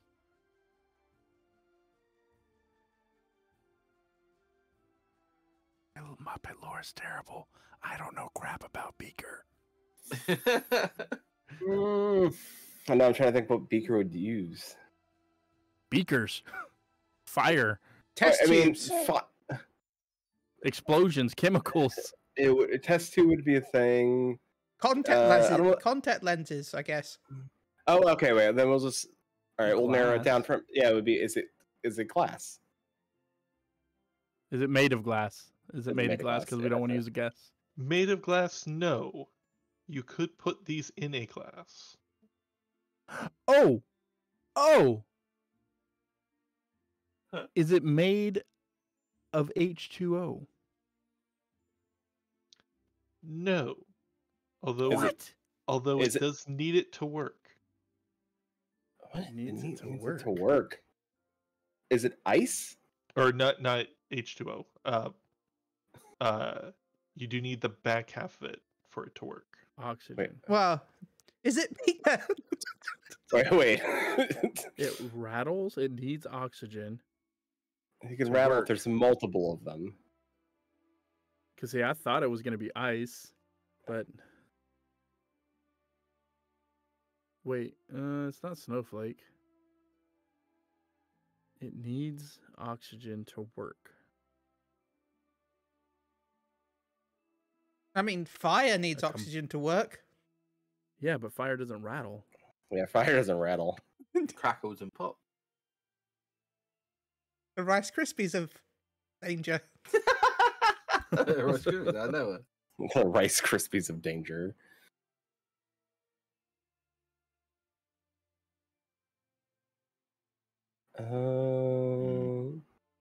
So we need the back end of water, which is oxygen. O2.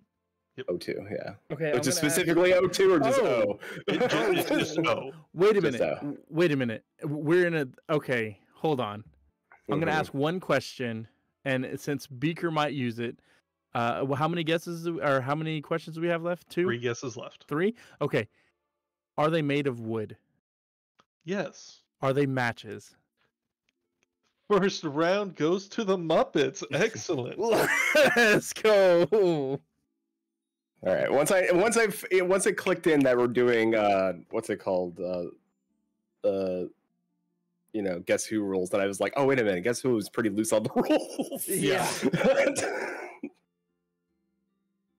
Well played, Muppets, taking the first round. Can you repeat the performance? Second round. Go.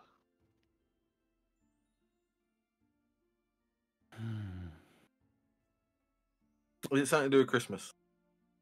Yes.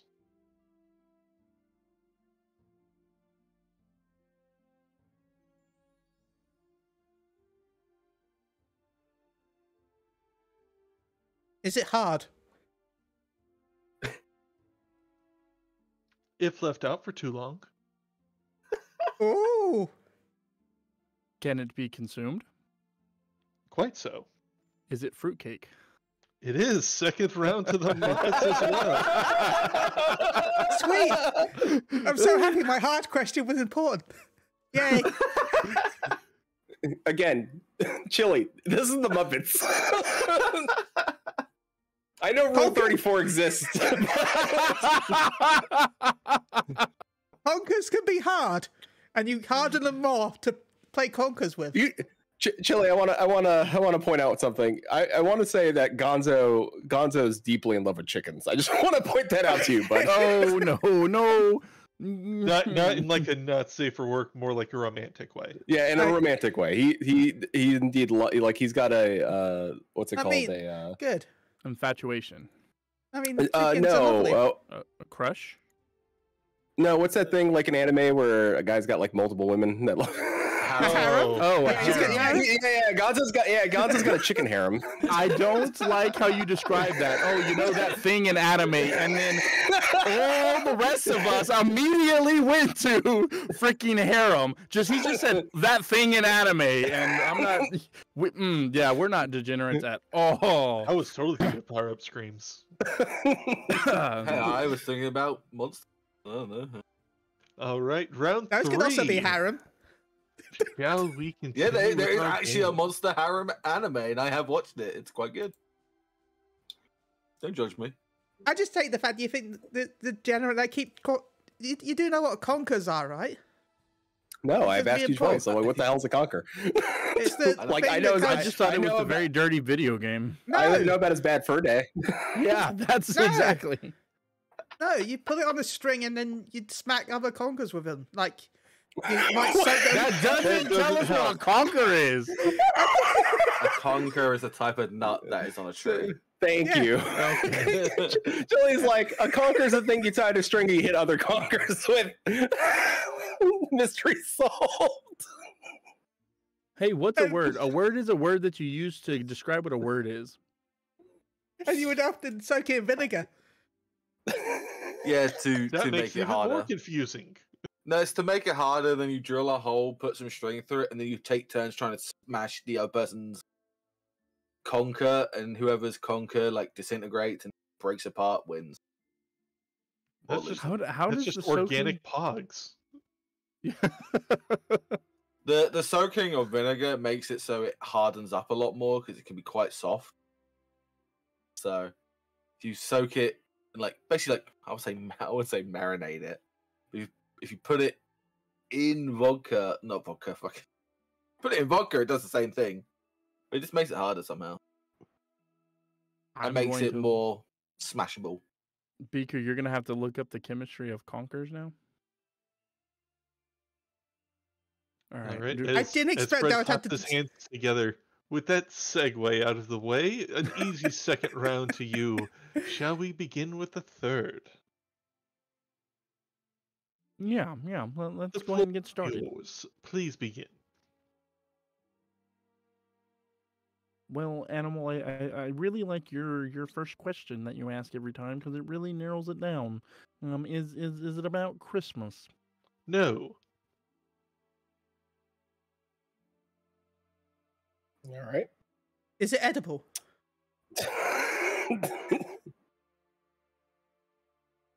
It is, but you really shouldn't. Oh no, that was my fear. I mean, anything's edible if we try hard enough. Really, that Yeah, that was gonna come. everything's edible, but only once. Yeah.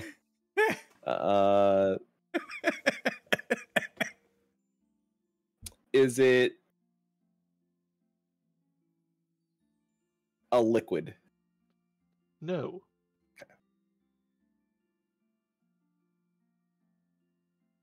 Is it organic?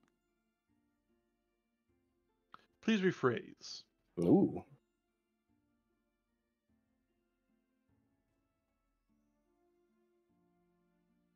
Is it made of material that's easily biodegradable?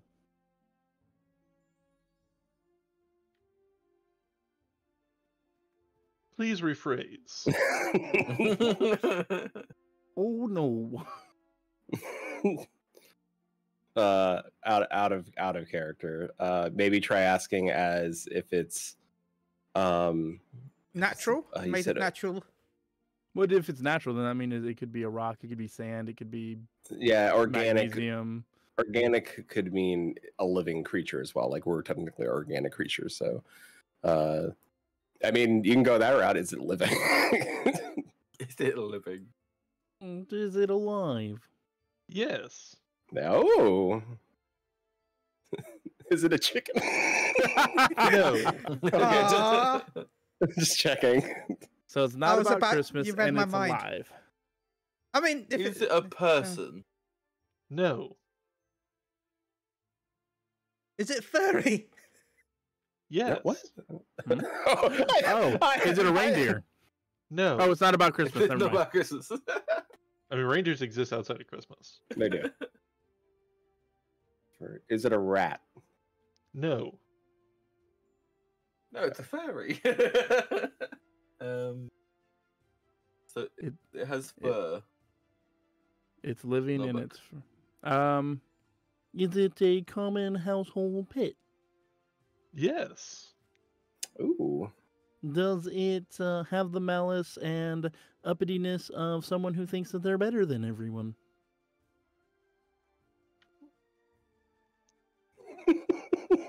I don't like say. That's I such a think he deep means cut. it's a cat. Rephrase, please. Is it a cat? Yes, it is a cat. Congratulations, Muppets. You have ruined my fun, dashed my hopes, and made this theater very droll. You could have expanded it out 2-2 to a tie, but I guess some showmen only exist on the stage. As he gives a deep bow, he disapparates, and you see a similar white portal before you. As coming down the aisle, the Ghost of Christmas Present, now looking very old and wizened. Aw. Where was I? Lost that. Got that. All right. He comes down looking older and wizened. Oh, well done. You finished a lot faster than these old bones still had a little bit of strength in them, but good on you for finishing it early. As he gets closer to the stage, I'm just gonna have a quick sit down and rest these weary feet. Oh. And as he sits, he also disincorporates. As he slowly fades out, you start to feel a bit of a chill as a fog starts to roll in behind you. That isn't me, guys. I promise. Oh no, me seen this in the movie. I don't know how to do Animal's voice. I'm just a little bit ill. It's So. less. Me animal. Helps if you're like constantly moving like your entire body. Like, yeah, that's very animal. Yeah. Oh, this is making making me have a headache. Me see this in movie.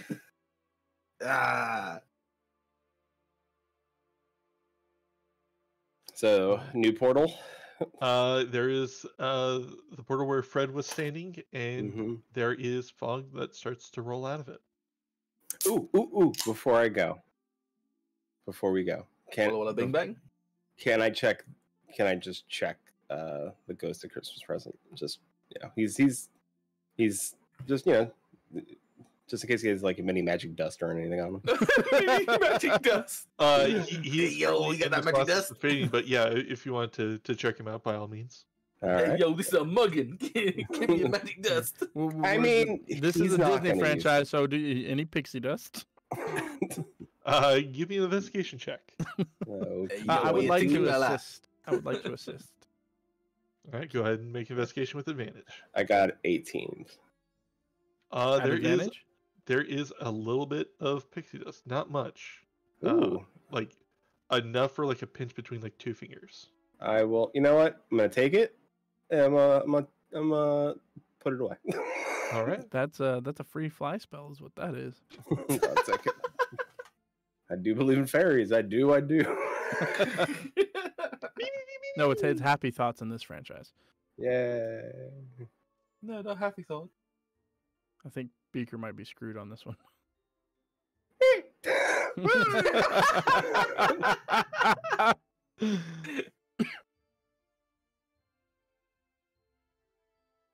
All right, guys. Ominous fog aside, I think we should keep going through the portals, yeah? Indeed. All Yeah. right, well, Let's go. Animal, since I don't really trust that, and I got your back, buddy, I think you should go first this time. Animal like grabs his axe, stares at it, as it puts it up and goes, ah! And just starts running in. Just starts running in. All right. No, Chasing Animal, after- I meant like all together, not at the... Oh, no.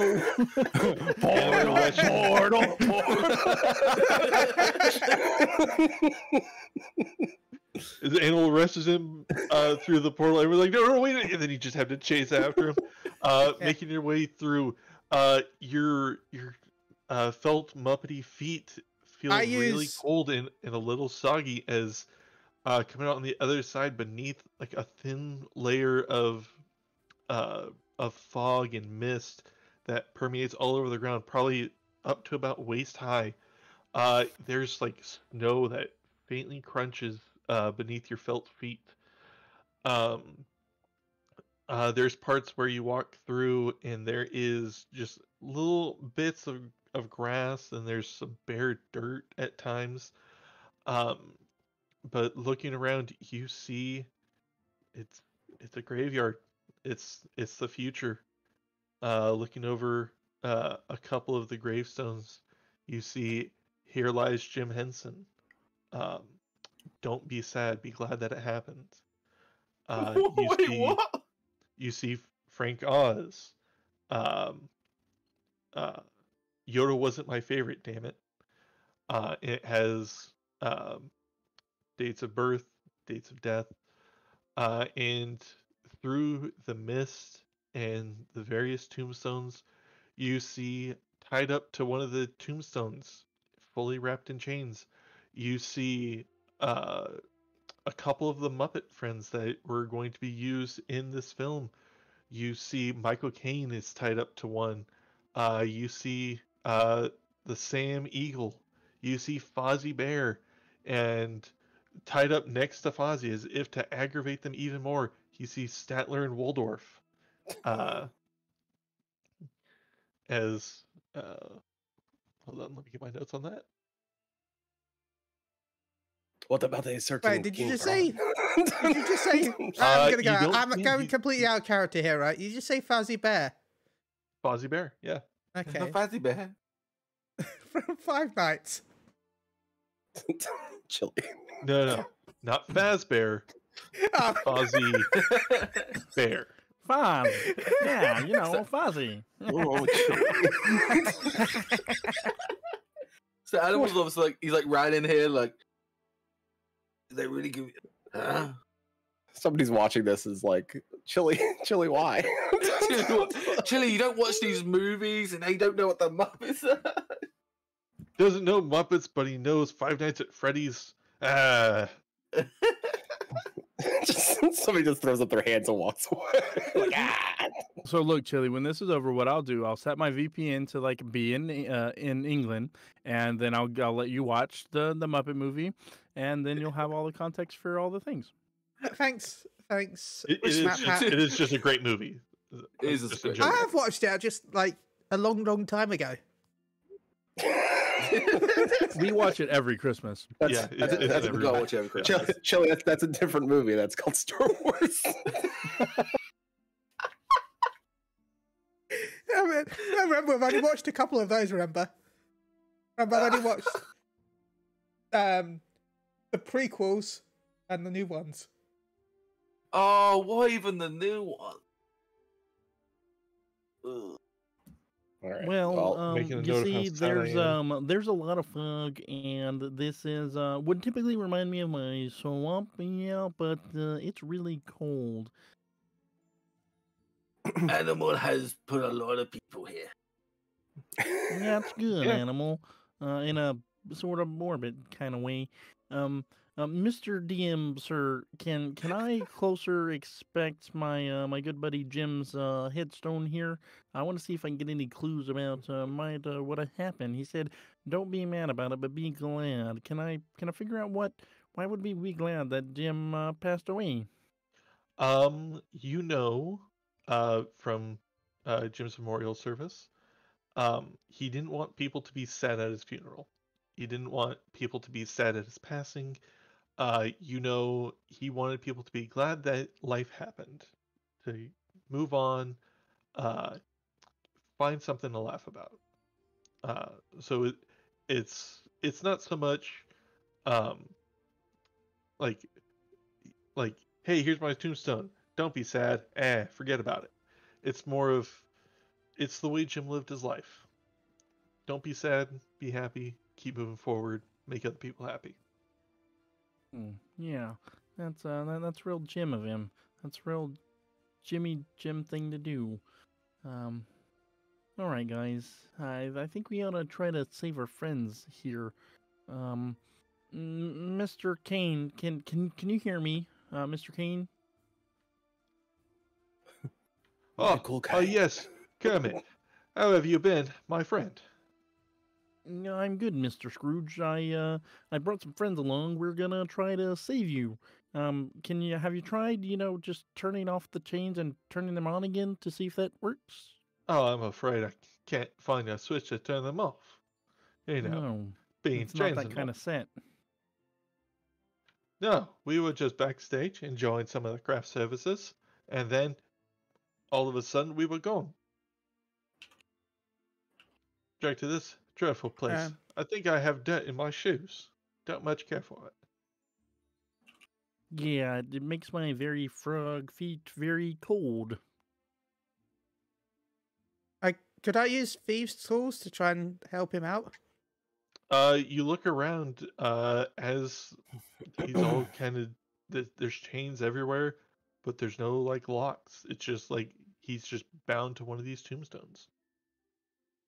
Can I do an Okay. Arcana check on the chains? Go ahead. Swoop. Oh, that was a bad roll. Man, who got a natural one on the Christmas stream? Natural one. And the winner of our worst die roll yet is That's the word of the day. Yay! Merry Christmas to all on the Christmas stream. Mo says that this stream is brought to you by the number 1. All right, well that didn't go to plan. Well, These look just like regular chains to you. oh boy. The animal, me break, and I like chop down. No, breaks before you animal. Hold on, wait. I just want to give you some encouragement before you do this, like Wait. a way to like help bolster your natural bull-like strength. Wait a minute. And I'm gonna tap him on his shoulder, maybe. Before Animal does this, real quick, can Beaker, how do you do a religion check on these things? We're in a graveyard, so Animal's just like holding his like axe up in like pure pause, like Yeah, just like let's see if that's a better roll. It's 14, better.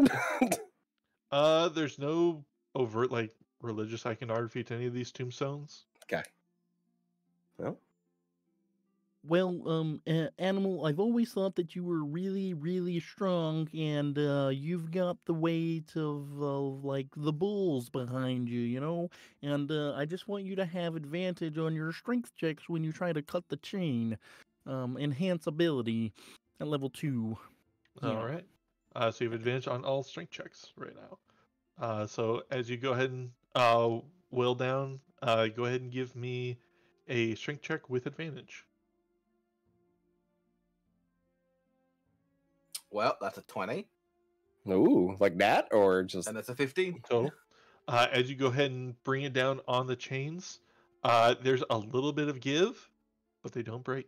Can I do a history check? Sure. What are you Alright. making it about? I would like to do the history check on this graveyard itself. Like, what how long has it been here? Are there any? See if I can figure out like what's going on here with the grave specifically. Sure. But I know. All right. Ooh, 24. This graveyard matches somewhat close to the graveyard that was used in the original Muppet Christmas Carol. Mm-hmm. Obviously some of the stuff has been changed. People that have passed have been added to the tombstones, but nothing out of the ordinary. It looks like an old set, but obviously some stuff has changed. Out of character.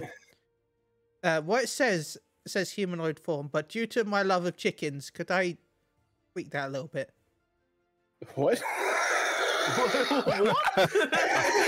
I'm not sure where this is going.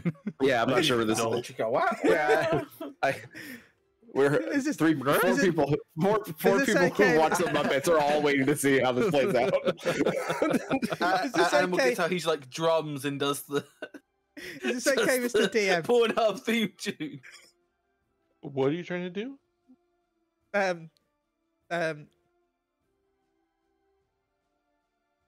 me. I don't want to say it. I want it to be a funny thing to say on stream. So let me just send you in on Discord. I mean, it's already funny. We're fucking confused. Just put it in the Discord chat. No, don't. Well, since we're just hanging out here, Mr. Kane, how else has life been? How'd you like being on Batman? Oh, it was a bit tiring, but Heals you.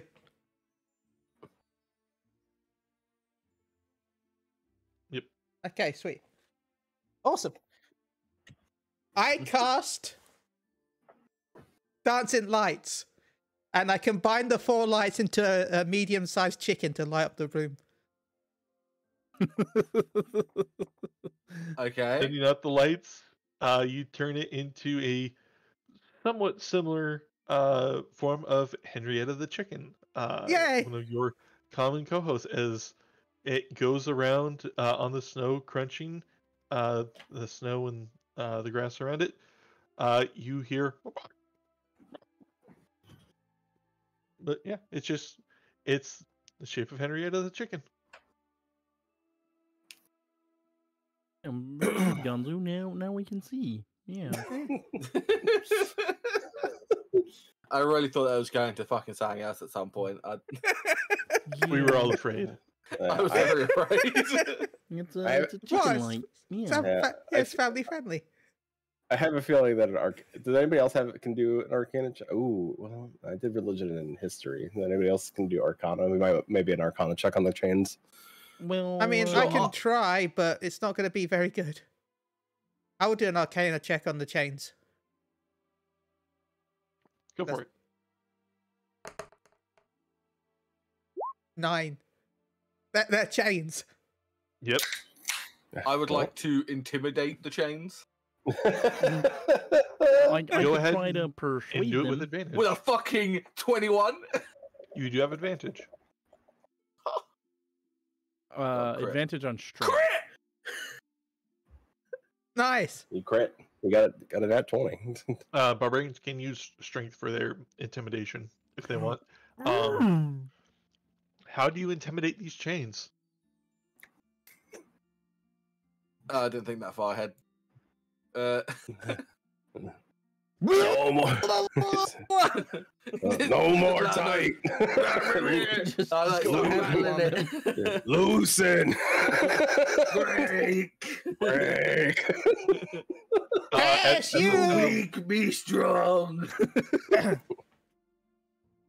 The chains start to shiver and shake. The ones around Michael Caine stay up. You do free the ones around Sam Eagle. As he gets up out of the chains and says, "Oh, that is the American way. Good job, animal." And then Beaker leans in. He's like, "This is a British." It is the British way. Yeehaw! Yeehaw! Hey, do we smell oil? Because it sounds like this graveyard needs some freedom. At that, you do start to hear the sound of like rattling chains, but the ones around the tombstones holding some of your pals, except for Sam, start to shake in the ground underneath you. I need all of you to make dexterity or strength saving throws. We're gonna go with dexterity. Strength is dexterity's got one more point in it, so let's do some dexterity. Wait. Do I still have advantage? Oh, that's not. If you're doing strength, yeah. Yeah, It's on strength checks, I believe. But okay. but since it's a one shot and we're having fun, why not? Go for it. Yeah. We're looking to beat a 14. Oh no! All right. So, Gonzo and Kermit, as you guys start to hear the chains, you feel something brush up against your feet as you jump back and step out of it. You are not restrained, as the spirits of Jacob and Robert Marley float out of the ground. Oh, oh, oh, oh, oh, oh, oh, as the chains wrap around Beaker, Honeydew, and Animal. You guys are going to be starting this restrained. As they rise up. Like, oh, you think you can free your friends, eh? Well, we'll see about that. As they start to shake and rattle, we're going to roll initiative, please. All right. Ba-ba-da-ba-ba-ba-da-da-da-da. Boop. Oh, I'm not loving that one. 12. All right, we got Kermit at 9. We Yay, I'm at have last! Beaker at 12. Animal at 15. And Gonzo at 17. All right, as we start, let's change the music over. I don't think there's been any music coming through, actually. It's coming from The jukebox. Roll20. No, I think it means like it's any like actually coming like through the stream. Yeah. Oh, I see. Oh, no, I know, hear it now. 'cause I had to Twitch turn is- it up. Twitch is being weird where I can't get the like the voice, not the voice, the volume. It's like not letting me use it. Yeah, I hear Raven's it saying now. that there hasn't If been I- any music the whole time. I have it on 99 now. And I can hear it myself might be now. something in the jukebox itself. I can hear it, but it's very quiet now. Oh yeah, I have it just so it's like as background noise. It is now at max, so hopefully there'll be music going through. I can turn it up a little bit. Thank you, Raven. All right, so first up is Robert Marley. Actually, let me get you guys to the new battlefield. Marley and Marley. Lee. Ooh. Hey, I know these two. You didn't watch it. So, Beaker and Honeydew, you guys are wrapped up. Gonzo and Kermit, you are free. Your buddy Sam Eagle's right over here. And then you got Mr. Michael Caine over here. And then you got Fozzie Bear and Oh, the old people Waldorf. from the stands. Yes. Yay! As we start here, Robert goes first. Let's see. And you are restrained. Robert's going to use the chains, and he is going to go. He is. Nope. Not You know, that. I really thought we were gonna have a short rest between the boss and this is fine. He is going to use. Let's see. What does he got? Does he start by getting that thing? Nope, he does not. All right. So he is going to use Avarice and Greed as he's going to hit twice on.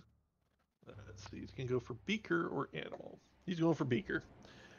He's using Avarice and Greed. So that is. He's going to have advantage on this since you are restrained. That is a 22 to hit. Oh, no. Oh, that hits. And you are going to take. Oh, okay, not that much damage. Yay! 5 points of necrotic damage, and I need Oh. a Constitution saving throw. You're looking to beat a 12. Oh, how about a nat 20?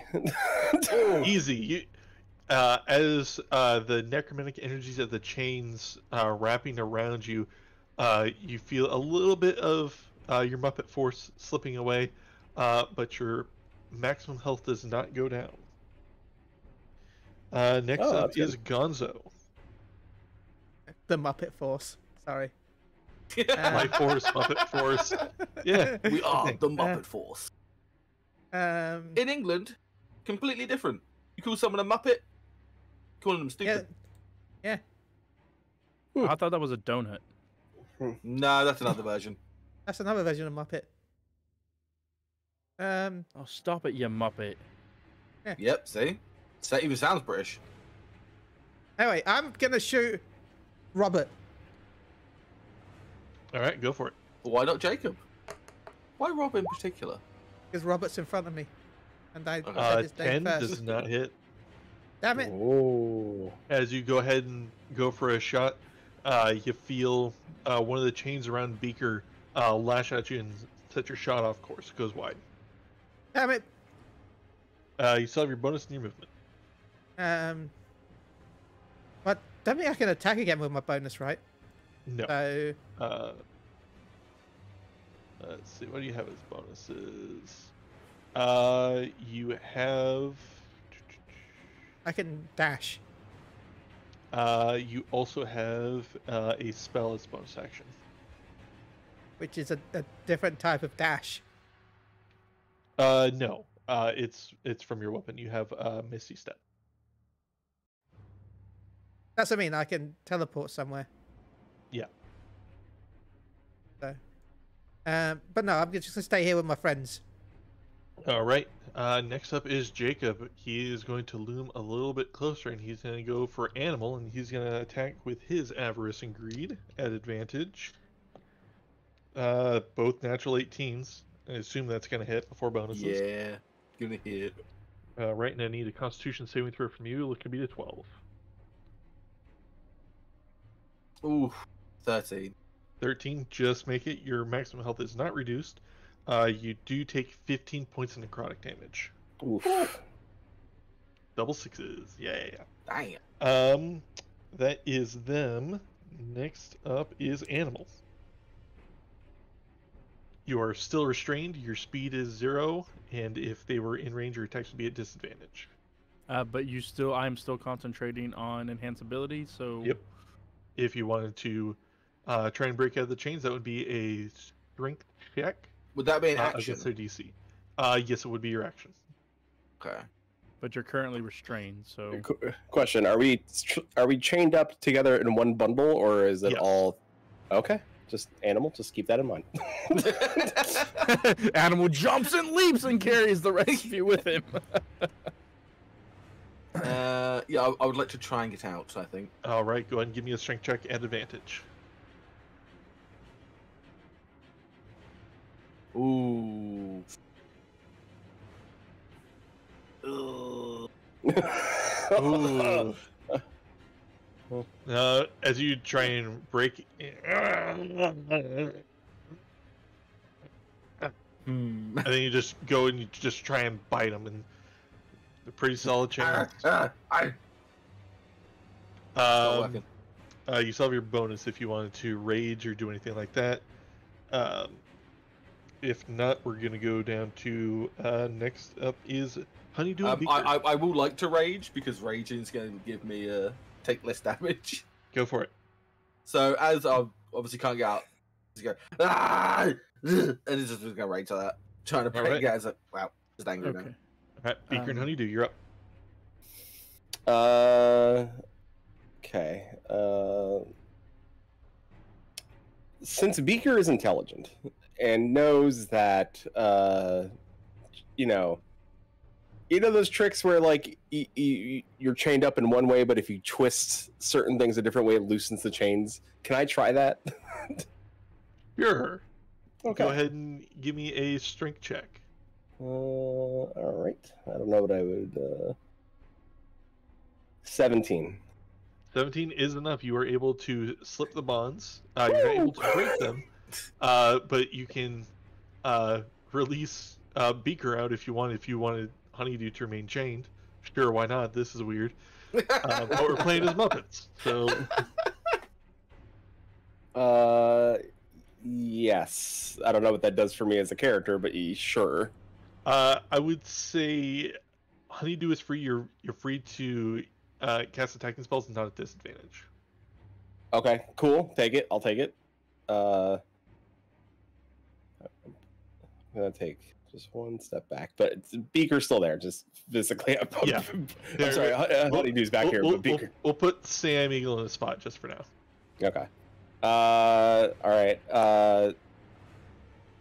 Question is one of them concentrating on the chains, or is it both of them? Hard to say. Did I take my strength saving throw? Was that my strength check? Was that my That'd be your action? yeah. Okay. Bonus actions. I do not really. All right. Well, I am going to. I'm going to stay here. All right. We are back, or we're to Kermit. Yeah, well, if I am... okay, hold on. I missed that. Why is Sam over here? He is just taking the spot of Beaker since Honeydew's out running around. It's cool. Yeah, no. Sam Eagle's free. He's a placeholder. He's a placeholder. I see. Okay. Okay. But okay, so now I need to ask this question like out of character, right? Is that just like an apparition of Beaker and Honeydew there? Sam's taking the place of? Sam is taking the place of Beaker, or of Honeydew, while Beaker is has slipped the chains and can cast freely. Okay. Is Sam like a guest combatant here? He is going to be counted as a lair action, as a bonus to the same way Jim was. Very cool. Okay, so then that answers my question. Firstly, as my bonus action, I'm going to cast, and guys, I can only do this one more time, so make it count. Bardic Inspiration, and I'm going to choose my 3 friends. All right. All of you had 8 temporary hit points. Many songs about rainbows.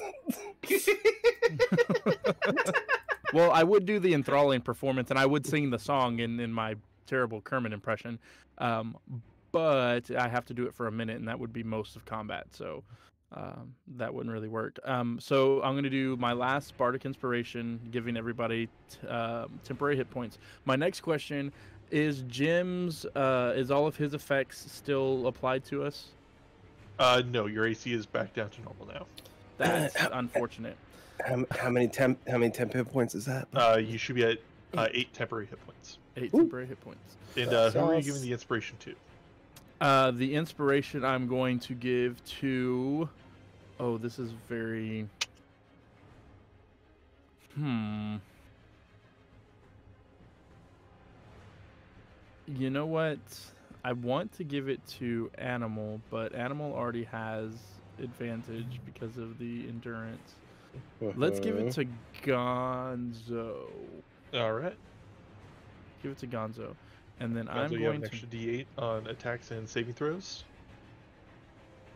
And I would like to move 30 feet. Oh, that's not good. Why are you so far away? That's 60 feet right there. Do I have gust of wind? Okay, so here's what we're gonna do. We're gonna big brain this. I'm going to use wall of water, and I'm going to put a wall of water in between my friends and the ghosties. Like, let's make it go this way. Alrighty. And how long can you make that? I can make it 60 feet. So I'm gonna make it basically where they've got to use all of their movement to get to one side or the other, assuming that they, you know.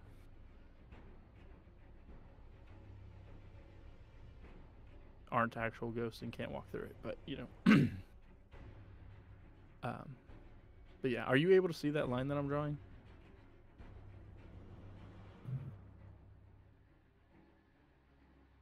Alright, right there. Ish. Right about there. Yeah, just 60 feet. Yeah, that Alright, that works. 60 feet, and it's impassable for them? It is, well, let's see specifically, because I don't know if ghosts or apparitions have a thing. Create a wall of water on the ground at a point you can see. You can make the wall up to 30 feet long, up to 10 feet high, 1 foot thick. It can be a ringed wall. Oh, with a 20-foot diameter. Then, in that case, I'm going to encircle them. Alright. The wall vanishes when the spell ends, and the wall space is considered difficult terrain. Any ranged weapon attack that enters the space has disadvantage on the attack roll. Fire damage is halved. If the fire damage effects pass through the wall, it dissipates. Spells that deal cold damage that pass through the wall cause the area of the wall that passes through it to freeze solid. So if one of you can freeze it, that would be super awesome. Each 5-foot square frozen section has an AC of 5 with 15 hit points. Reducing a frozen section to 0 destroys that section. Does lightning Alright. affect it all? It doesn't say, but I think it should. For flavor? Yeah, why not? So they are now in a circle of water. Alright, it's It's, just gonna I'm be mainly going all thinking around them? because they're using Mhm. chains of metal with water around them. And rust. Science. Wait, when does rust apply? Rust would apply over time. Yep. In like 5 years, but Ah. So unless someone has Can a I- haste spell, we're gonna be we're gonna have to Where's my field time fire. skip? Alright, so we have and the wall of I'm water. sorry, Paul. You actually lose your advantage, but you're raging, so there's that. Yeah, he has Because it it's for raging concentration. So Alright, cool. Alright, we are up at the top, and we have lair actions. Sam, who is he helping on this round? Number 2, that's going to be Gonzo. Gonzo, you hear Sam shout to you, "Try hitting them! That's a good trick!" Your next attack is at advantage. Was that encouragement or insults? I don't know. I feel like I got Violence, hit the by- American way. thanks, Sam. I feel like I just got hit by. Sam. I feel like Sam just hit me with vicious mockery. Sam, that's usually my spell. Yeah. Alright, and then for the other lair action, who is helping out? We have number 3. It is Fozzie Bear. Fozzie, what are you doing to help these guys? Waka waka. That is a 10. Nah. That's a Waka 10. waka. That's- He's gonna do that's psychic 8. psychic damage with bad jokes. Jump scares. No, No, jump Chili. skip. No, Chili. No, wrong bear. Wrong bear. Fozzie. Fozzie Bear. Fuzzy, not Freddy. Fuzzy.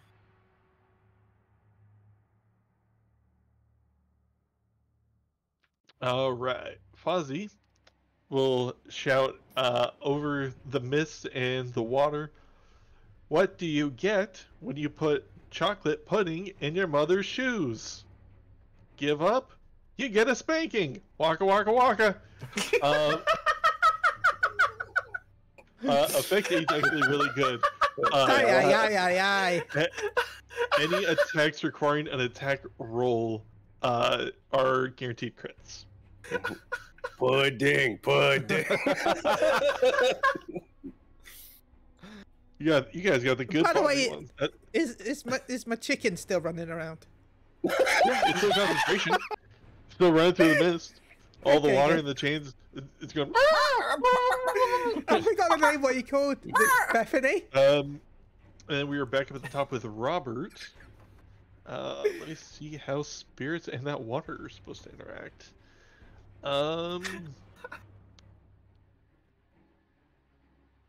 It's 1 foot thick.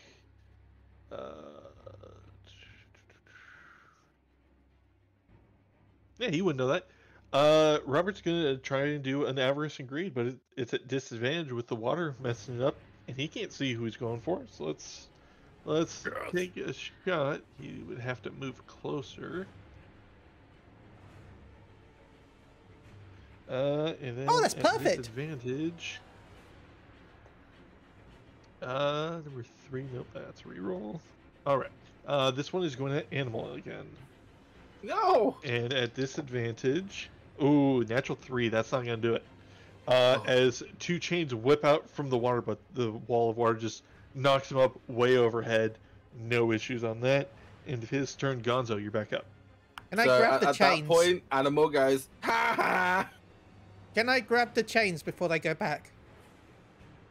There's chains like all over the place right now. Okay, well- So, are you going for that cantrip? I'm going to rub my hands together, Oh my. and look at the water, and go. Now, I don't know much science. That's up to the smart people. But I do know that water and electricity and chains and stuff doesn't mix that well. So I'm going Usually to. doesn't. I'm going to use shocking grasp on the water. All right, and this is Ooh. at advantage, and if it hits, it's a crit. And since it's metal and it's water, I'll say you even get even more damage on top of that. Yeah. So go ahead and roll me an attack roll with advantage. 15. 15, and you have advantage. Just in case you get that natural 20. 18. 18. Yes. The 15 would have missed. Oh, so, no. So the 18 hits. There we go. With the Fozzie Bear, it's a guaranteed crit. So go ahead and roll your damage, and What's add a an crit? additional 2d6. Okay, so we run do this. 8. All right, so 8 doubled 16, and then give me 2 more d6. 8. 24 points from just grabbing a chain as it whips through the water. You grabbing, you're like, "Ha! This will get him!" And then you forget you're also a part of that grounding scenario. So, in Gonzo fashion, gets knocked back, gets back up. Whoa! Ah, all right, let's go. As Robert takes 24 points. All right. I told you I wasn't good at science. But you got it where it counts. Next up after Gonzo is gonna be Jacob. Hey, don't hit my brother like that. He's gonna lash out at Gonzo at disadvantage. 11, total of 16 against Gonzo. That That's a hits. 16 at disadvantage. Yikes. At disadvantage, got an 11 and a 12. AC of 14. Yeah, it does hit you, Yeah. and I'm going to need a Constitution saving throw from you. Okay. Oh, I hate you. 10. You take 6 points of necrotic damage, and your maximum hit points is reduced by 6.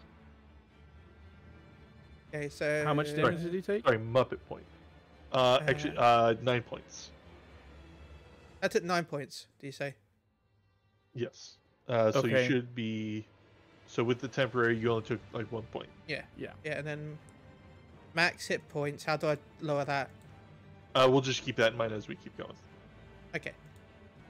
I have a little tally sheet here of if anyone loses any and how much. Okay. All right. After him is going to be Animal. I want to break the chains again. Go for it. You have Right. advantage. Break chains. Break chains. Ah! Still Break advantage. chains. Ah! Just the chains are gonna break and like there's more room, but like Beaker's like scared to be next to you right now. Or sorry, Honeydew is scared to be next to you as you're just raging against these chains and it's just not working. End of your turn. Next up is Honeydew and Beaker, and Kermit's next. So Beaker is free. Honeydew is still in place. What are you doing? So my attacks are without disadvantage, right? But I'm still in Yes, the anything chains. with an attack roll is straight rolls. Okay. Let's light up Robert Marley. Alright. 'Cause I don't know if there's a secret boss after this, but it doesn't matter. Let's do. Let's hit him with the firebolt first. The old classic firebolt. All right. I would say with the wall of water around him. Oh, there's a wall. Damn it. Yeah, fire damage is halved if it passes through the wall. Oh, great. you can also send it up and over. Oh, I could send it. These guys are only about Why- 10 feet tall, so with the height of the water, like they would have like full cover essentially. So you can still send it through, but it's at half damage. With magic missile, would that be more guided? That's an automatic hit. Oh, okay. Well then, hell.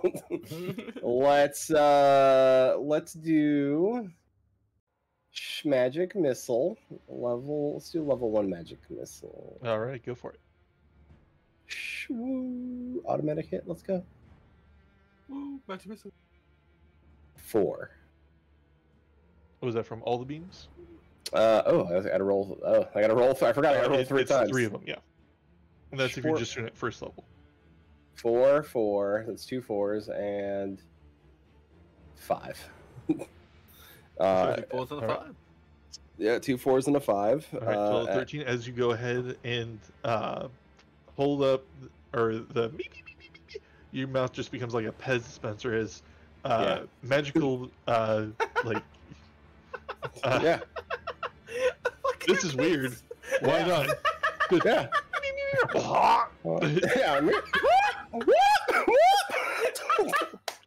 That's the Flies noise. out up and over the wall, and you just hear the sound of like glass breaking as it hits Marley. And goes, "Oh, that's smarts for a bunch of dum-dums." Hey, I use science. I'm 13. not dumb. All right, and then Kermit, you're up next.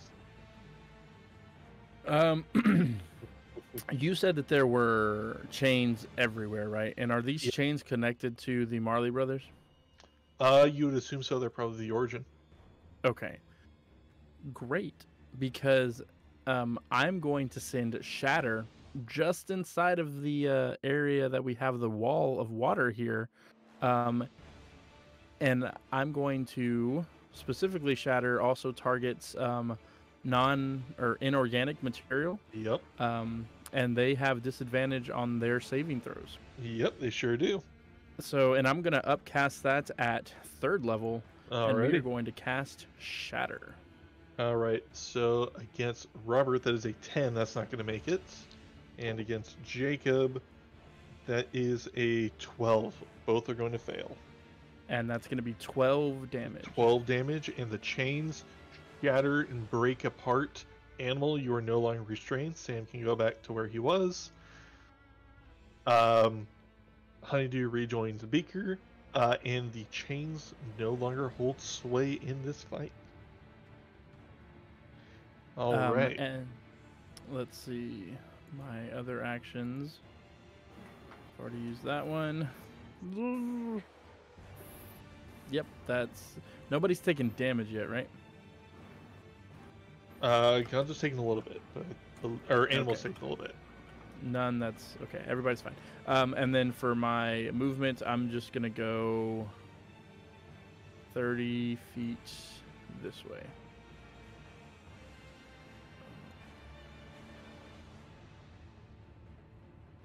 All right.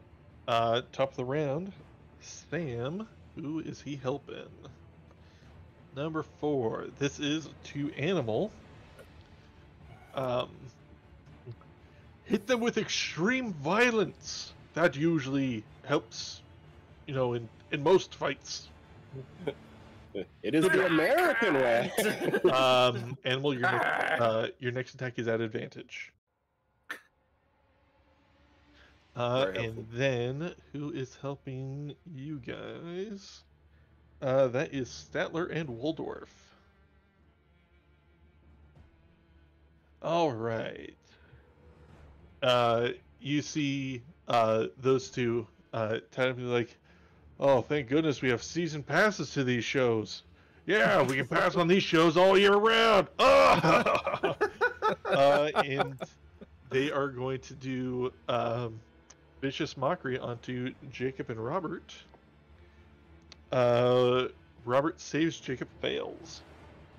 And they both take 4 points of psychic damage. And Jacob's next attack is at disadvantage. Back at the top is Robert. Actually, he is going to hold his turn. Ooh. He is going to float back a little bit and partner up next to his brother there. Next up is going to be Gonzo.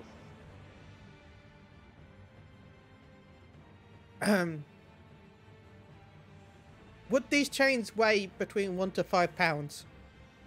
The chains are gone now. Damn it! They were all shattered by Kermit. Yeah, Yeah. Well, but wait, that's even better though. Pieces. The pieces are around me then. Yeah, they're scattered all around. They're some of them are like starting to like ghostly fade, but there's a couple That's that are still even there more fully. perfect.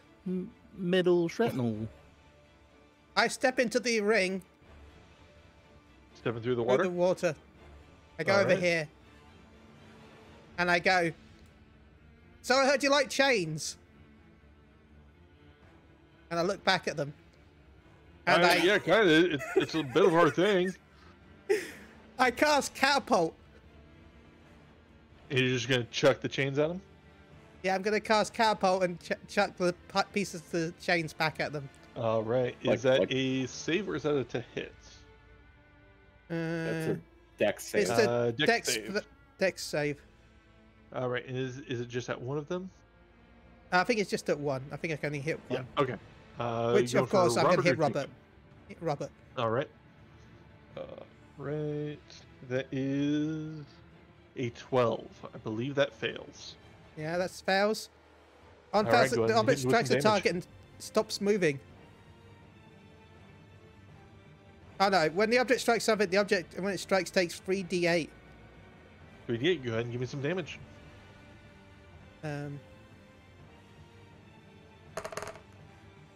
Not bad.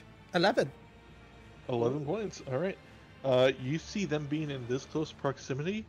They don't take as much damage as you would expect. Oh, great. They use cover.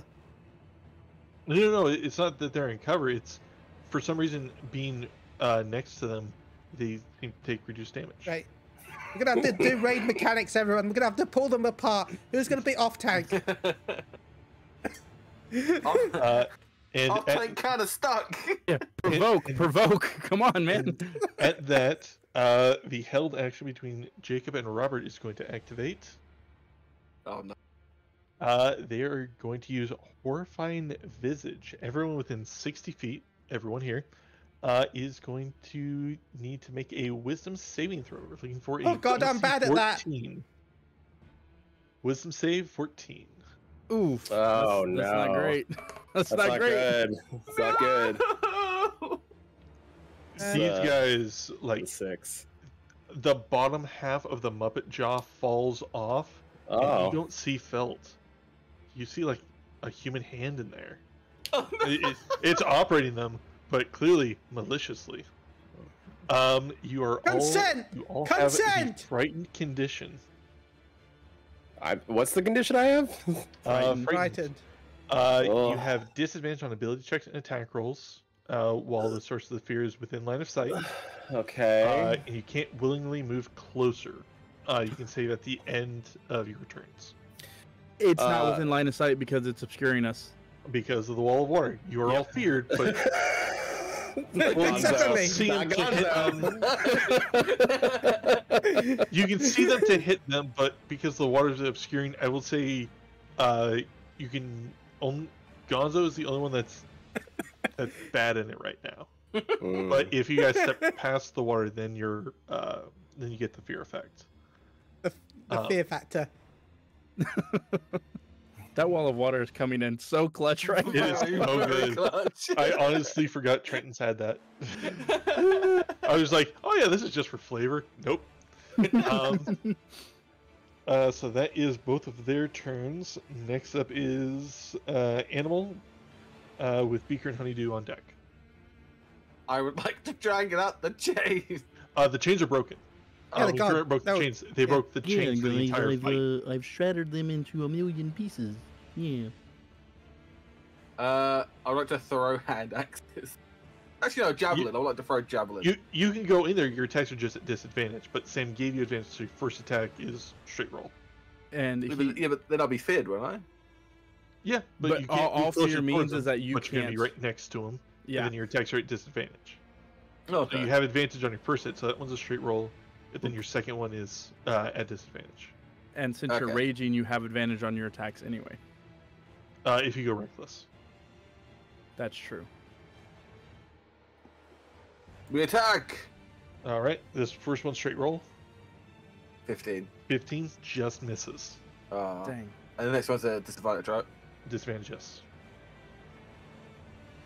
Okay, that's a high roll. Damn.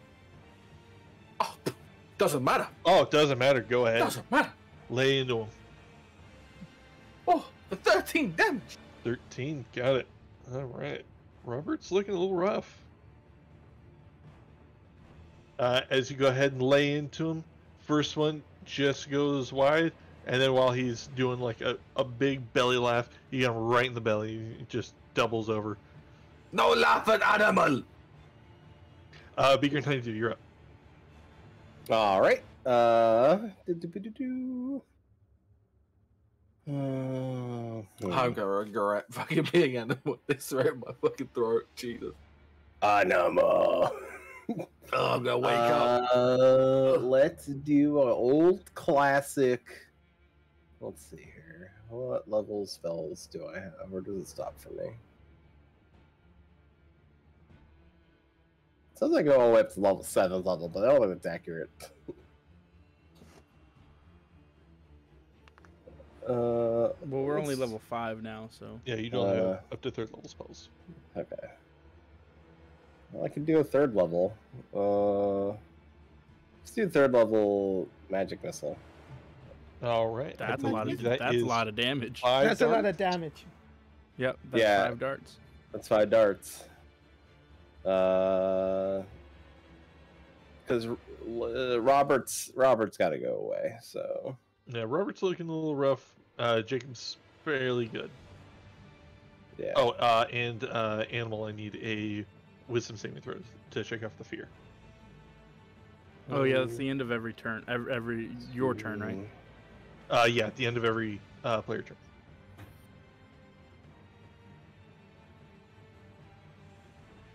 Yeah, so it's a total of 5 darts for Magic Missile 3rd level. Okay. 3. 11. 14. 18 points of damage. 18 points. Ooh. To Robert's Rock. real rough. Oh boy.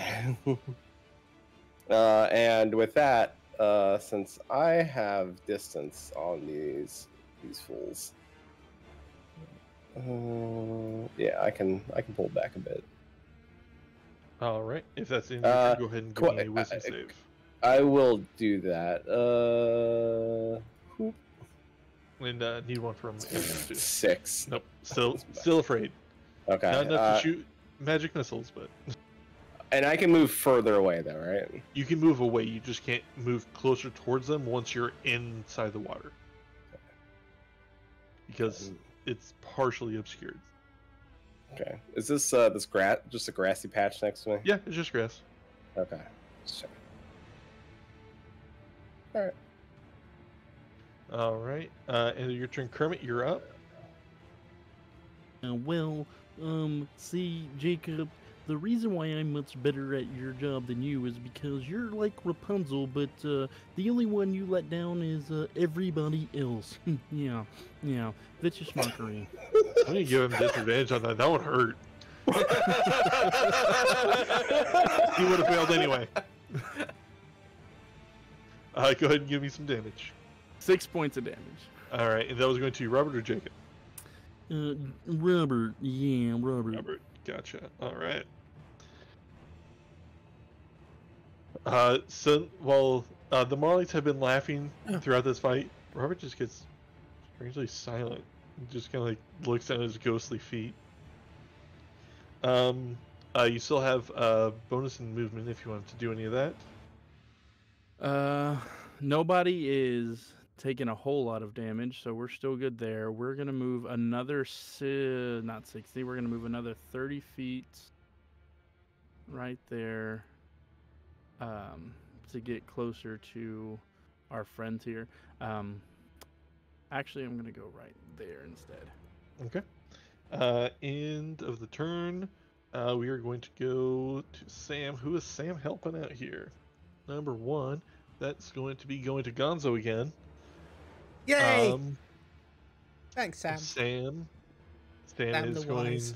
to look through the water at you. Just give you a knowing nod. You got this. I nod back. And the effect is you have advantage on your next hit. Okay. And then we are going to go to the others. That is a 3. That's another Fozzie Bear. What effect are we getting from Fozzie? Number 8. All right, that is a 7.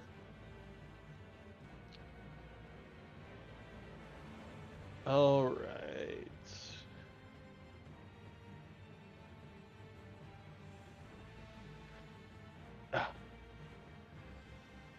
Did you hear about the monkeys that did the 100-meter tree swing? Those monkeys must be pretty strong. Waka waka. Thanks for the animal knowledge. And number 8 was for this round you can all add a D4 to saving throws and attack rolls. Kermit, you also had your wisdom save to save from the fear. Wait, I still have my inspiration, right? Yeah. Okay.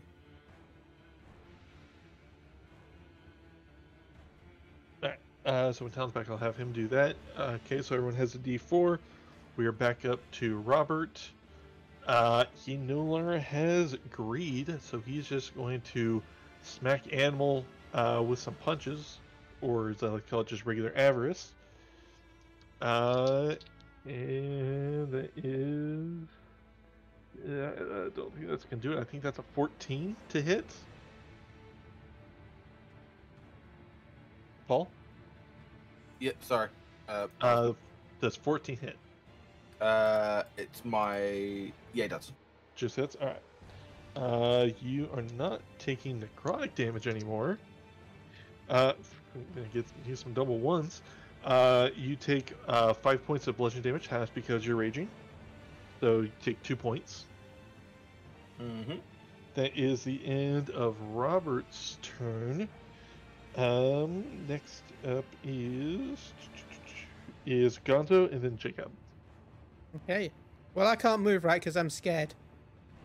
No, but your next attack is at advantage, so it's a. So, instead of moving, I'm going to move. I can't physically move, right? But can I Misty Step? You can't move closer. You absolutely can. So, I'm going to use Rizzo Rat. All right. Wait, no, that's a spell. I don't want to use that because that uses 2 slots. No, it's a bonus action. It's a effective Rizzo. Oh, okay. Thank you, Rizzo. I'm going to use my bonus action. It'd be like, I might be scared, but Rizzo will protect me. And teleport behind Robert. All right.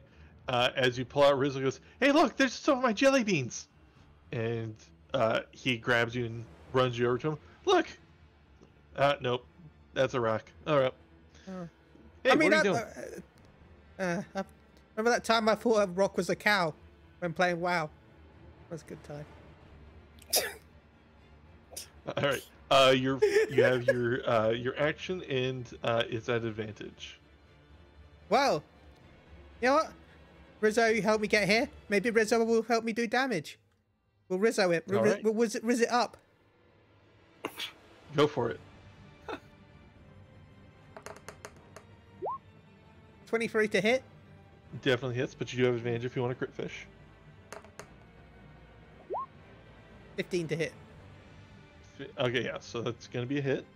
Go ahead and give me some sneak attack Move damage. a sneak. Okay. 12. Roll a 12.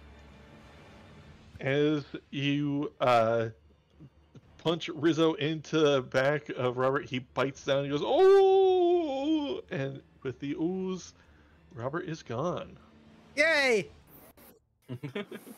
One down. Riz it up. Riz it up. Next, you still have your movement if you want to move away.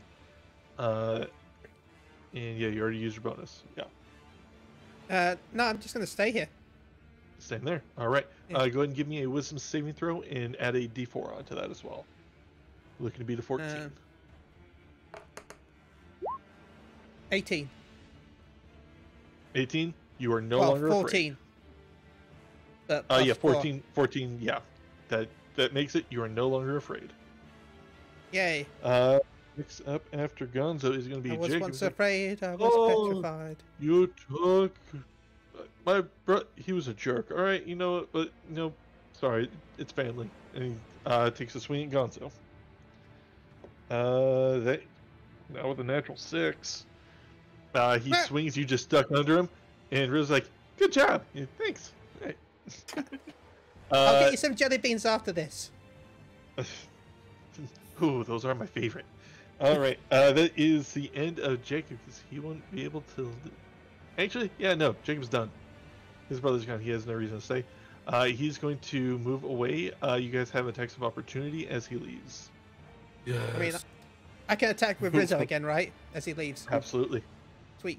You won't Rizzo. get a sneak attack, but 19. 17. is that with disadvantage? Oh. Sorry. No.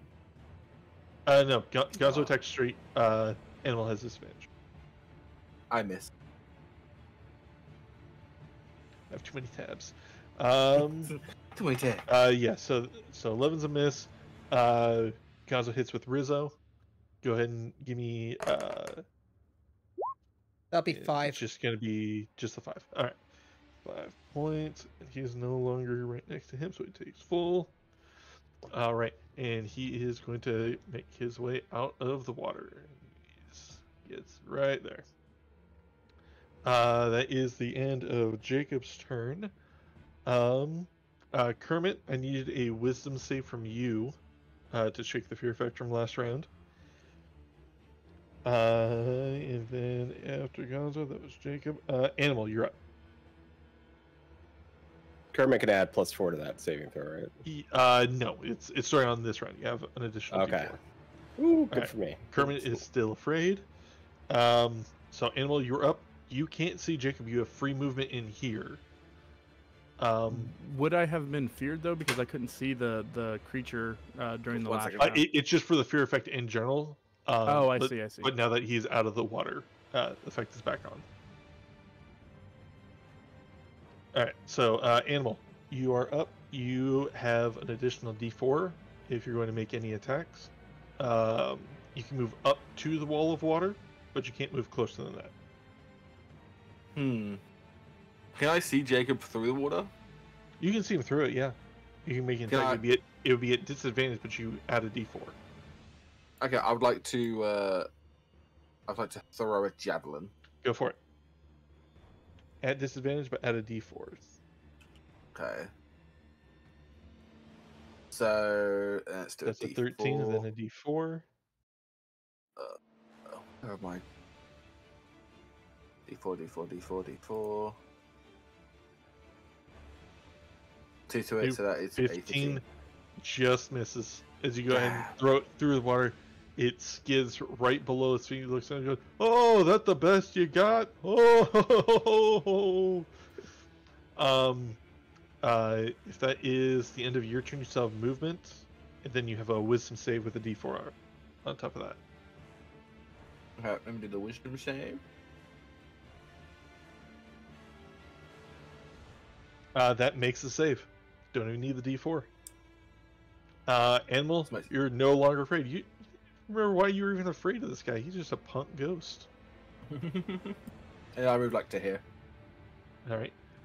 Next up is going to be Honeydew and Beaker with Kermit on deck. Can I do my wisdom saving throw first? No, it has to be at the end of your turn, unfortunately. Nah. Okay. But let's do Magic Missile level 3 again. Third Go level for it. Magic Missile. Sure. That is 5d4s. 5d4s. plus- I'm just gonna roll. Yeah, I'm just gonna roll ones. Where are they? 2, So 5d4 plus 5 for doing it all at once. 3, 4, 5. Roll. 14 points of damage. 14. Oh, points. wait. 14 points of damage plus 1 for each one, right? So Yeah, plus 1 for each, so total 19. So 19 points of damage. Got it.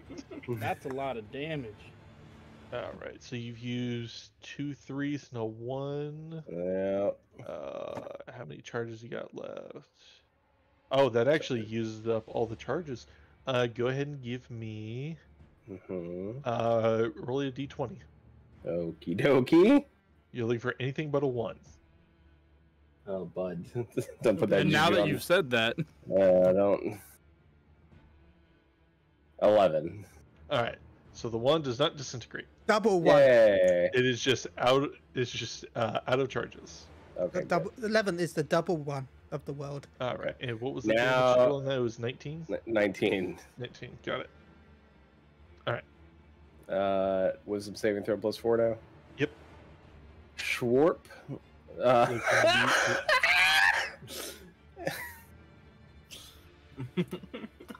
Welp. Beaker's just shooting out the magic missiles. Honey's just doing a check to make sure you're okay, and he's kind of shaking. So you're both afraid. Why not? Yeah. Kermit, you're back up. yeah. Well, you see, I'm gonna, you know, Jacob, you're, I tried to cast Hold Person on you, yeah, but magic doesn't even want to hold your hand because you're so ugly. So, yeah, vicious mockery. That's not 4. Yee.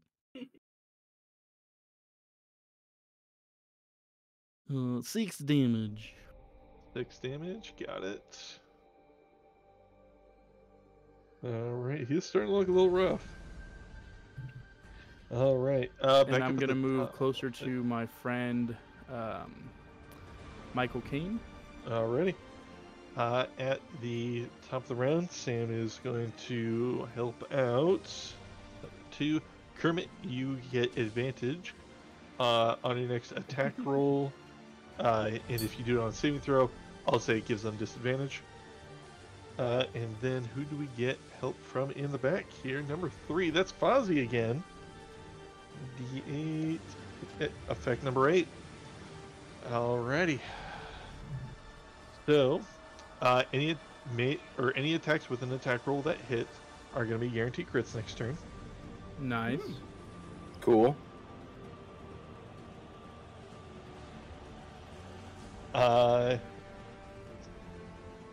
And he's going to shout to Jacob, "You know, there was a ghost that was so fat."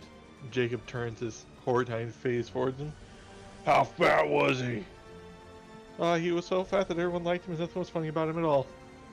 Waka waka.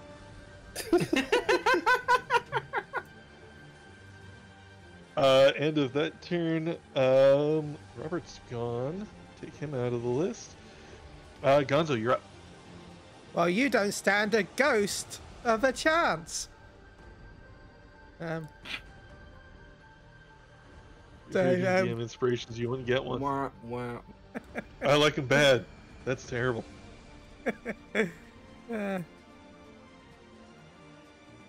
Thanks, Yu-Gi-Oh.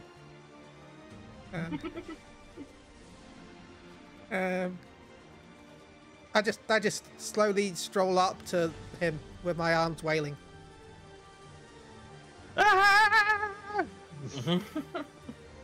And it worked before, so I'm gonna try again. You go with Rizzo? No, I'm gonna grasp him. Oh, Shocking All right, grasp. yeah, go ahead. Since the chains are gone, this is just gonna be a straight roll. That's fine. But if you hit, it's a crit. 16 60. just hits. Ooh. What does my bardic inspiration do again? You can add a d8 to an attack roll or saving throw. Or Well, I'm ability gonna add a d8 to the damage roll. check. You can't add it to the damage. Damn it. Fine. You could add it But to, like, like, if to the you were hit. short, Yeah. if you were short 8, you could add it there. Okay. And then you could Okay, add well. d8. Anyway, let's go. 2 d8s. 4. 4, double to 8. Every bit helps. As you go ahead and you run at him, arms flailing. You go through the water. You're a little wet. You make his robe ghostly wet, and then you just let loose the lightning and bah! Unlimited And, power! 8 points. Got it. All right. End of your turn. Next up is Animal. Oh, sorry. I'm gonna run up to him Go for it. and I will hit him. All right. Regular hits. Oh, 12 does not hit. You do have an effect of your mirror maul if you want to use that. what is the effect? You can either, before you do a roll, you can say, "I'm gonna hit," and I'm gonna use the double effect of the mirror, or oh no, never mind. I'm thinking about different magic item. Never mind. Sorry, I made DM, I made two I have things. a question. Sure, go for it. Since Jacob has taken damage, and if I remember correctly, isn't Phantom Visage concentration I will double check. I don't believe or this iteration the thing that's was. causing the fear effect? Frightened creatures. Nope. Dang it! Alright, end of Animal's turn. Next up Oh, is... don't I get another hit because of Oh, yeah, Blood? 2 hits. Yeah, Barbarian? Another hit. Let's go. At 21. 21 definitely hits. Woo. 11. 11 points, got it. He's taking some hits. He's still floating, but he's not looking good. Staying there? Yep. Alright, Honeydew Beaker, you're up. All right. Let's see here.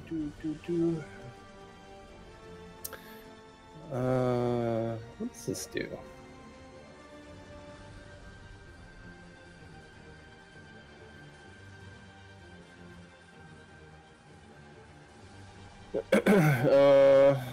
Let's do. Okay. Let's do Firebolt. All right. 16. 16 just hits. Okay. Now it's 9 points of damage, 9 but is it a points? crit or is it just a? It is a crit, so it's gonna be 18 points of fire damage. Woohoo! All right. And staying put there. Yes. Oh, you're still afraid. That's at disadvantage. All right. Oh. Okay, just gotta roll better than 16. Okay. So. Nope, that doesn't happen. 8. Nope. And as the fire goes towards him, it seems to hit, but it just smolders, and he just like takes it into himself. No damage on that. Unfortunately. All right, let's do this wisdom saving throw. And no d4. Man, it is a rough day. Oh my god. All Aren't right, you supposed Kermit, to be you're up. smart with science? How are you? Hey, can't just science because a ghost? hey, Like Ghostbusters. hey, just because I'm smart doesn't mean I don't have emotions like fear. I'm You emotionless, long-nosed bastard.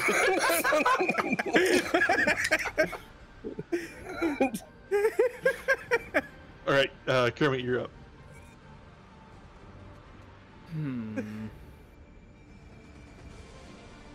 Yeah, Jacob, everyone makes mistakes, but you're really abusing this privilege. Yeah, vicious mockery.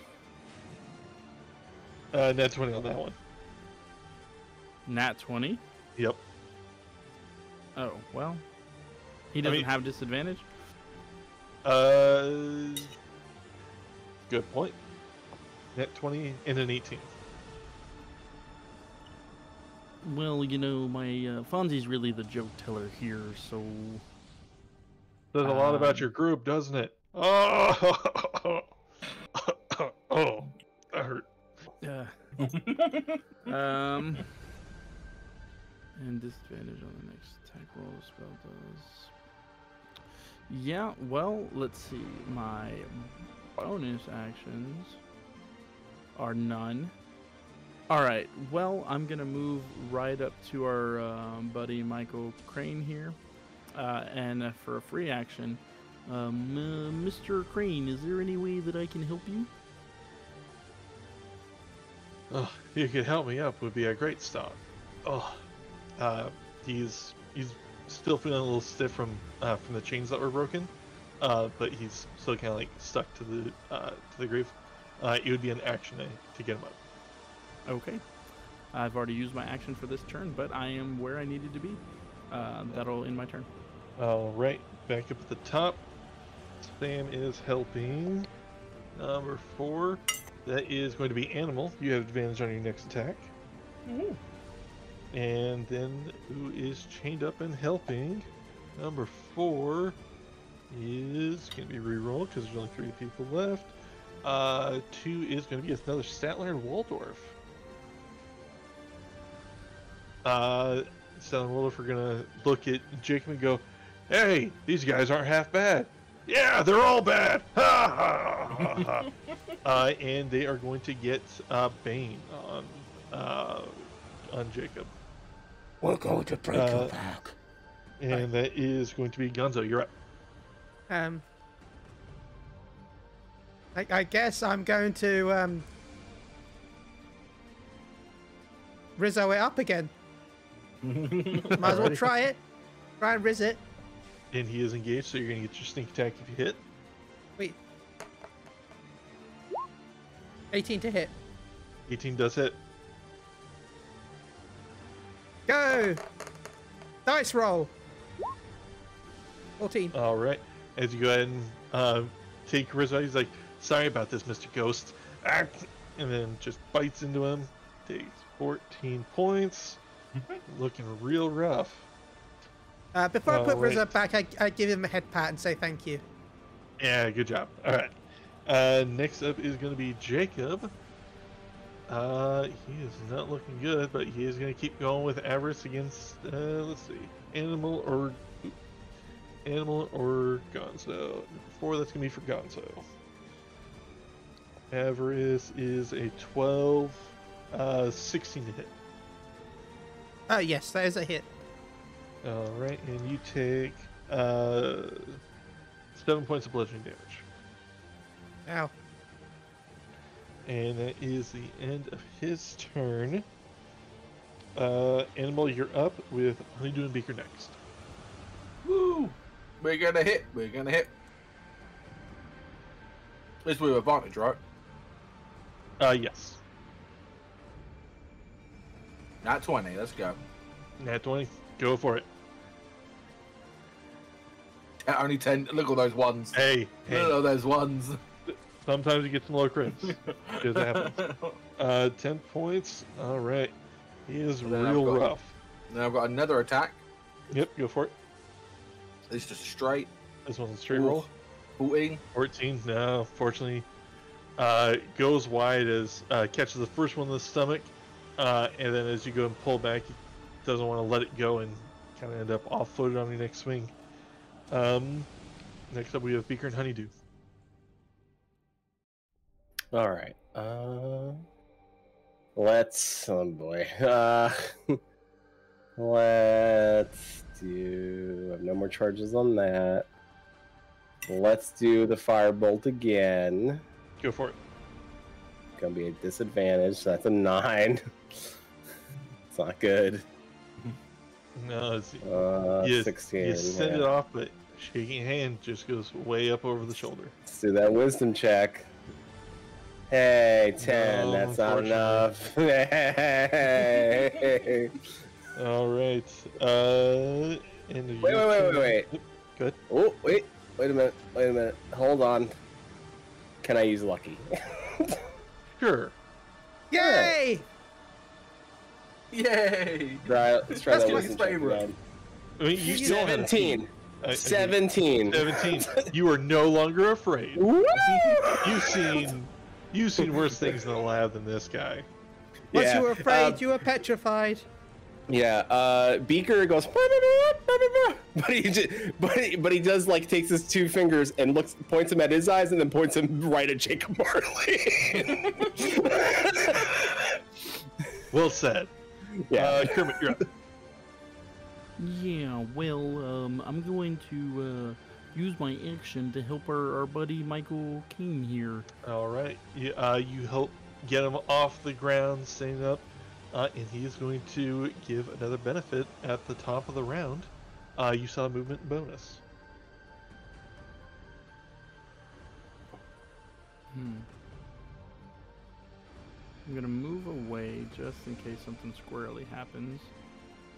About right there. And I don't have any bonus actions, so that'll be my turn. All right, got it. All right, so at the top of the round, we have Sam is helping Gonzo again. Another nod, slight touch, tugs on the ear. Baseball thing, but you get it. And then of those 2 in the back who are helping, 3, that's going to be another. Actually, no, that's going to be Settler and Waldorf. And what do we got for them? All right.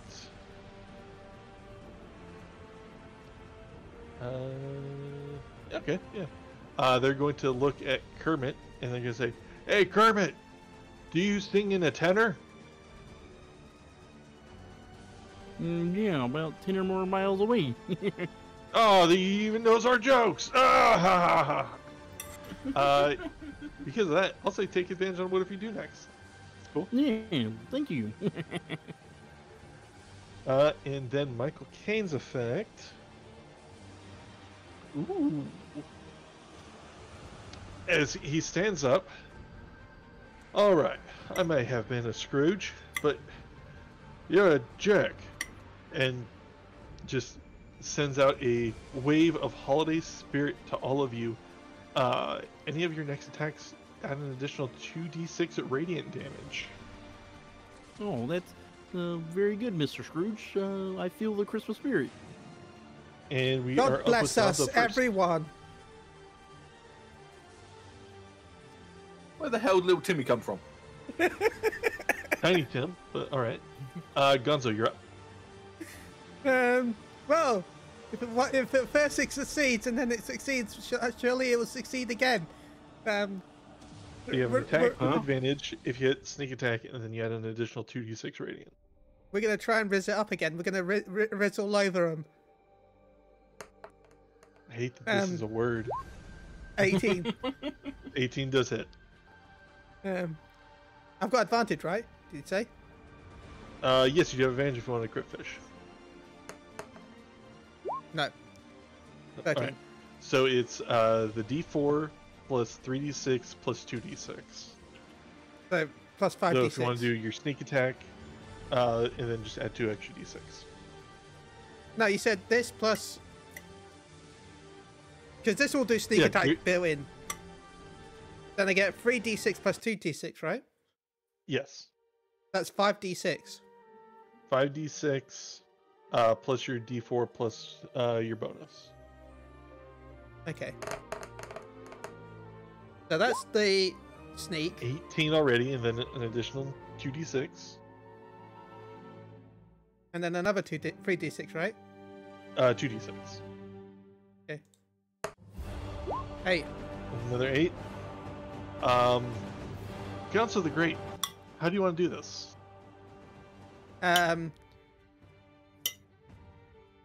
I look down at Rizzo as it charges off my hand, jumps in the air, and glows with like a weird light, emulating a jelly bean, and then dives right through the chest of Jacob Marley.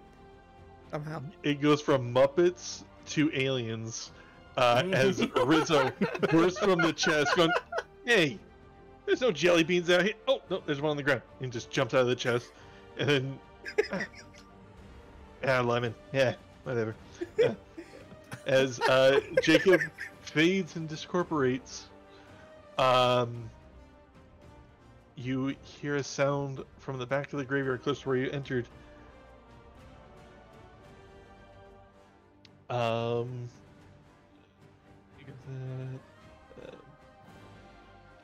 The sound from the back of the hall is, cut! Excellent work, everyone. That's a wrap. Got it in one long take. This movie's gonna be great. Good job, everyone. As all of the cameras that were hidden all around these multiple places using various forms of Disney magic reveal this entire time you guys were just making a movie. Clearly has to appeal to like the superhero audience.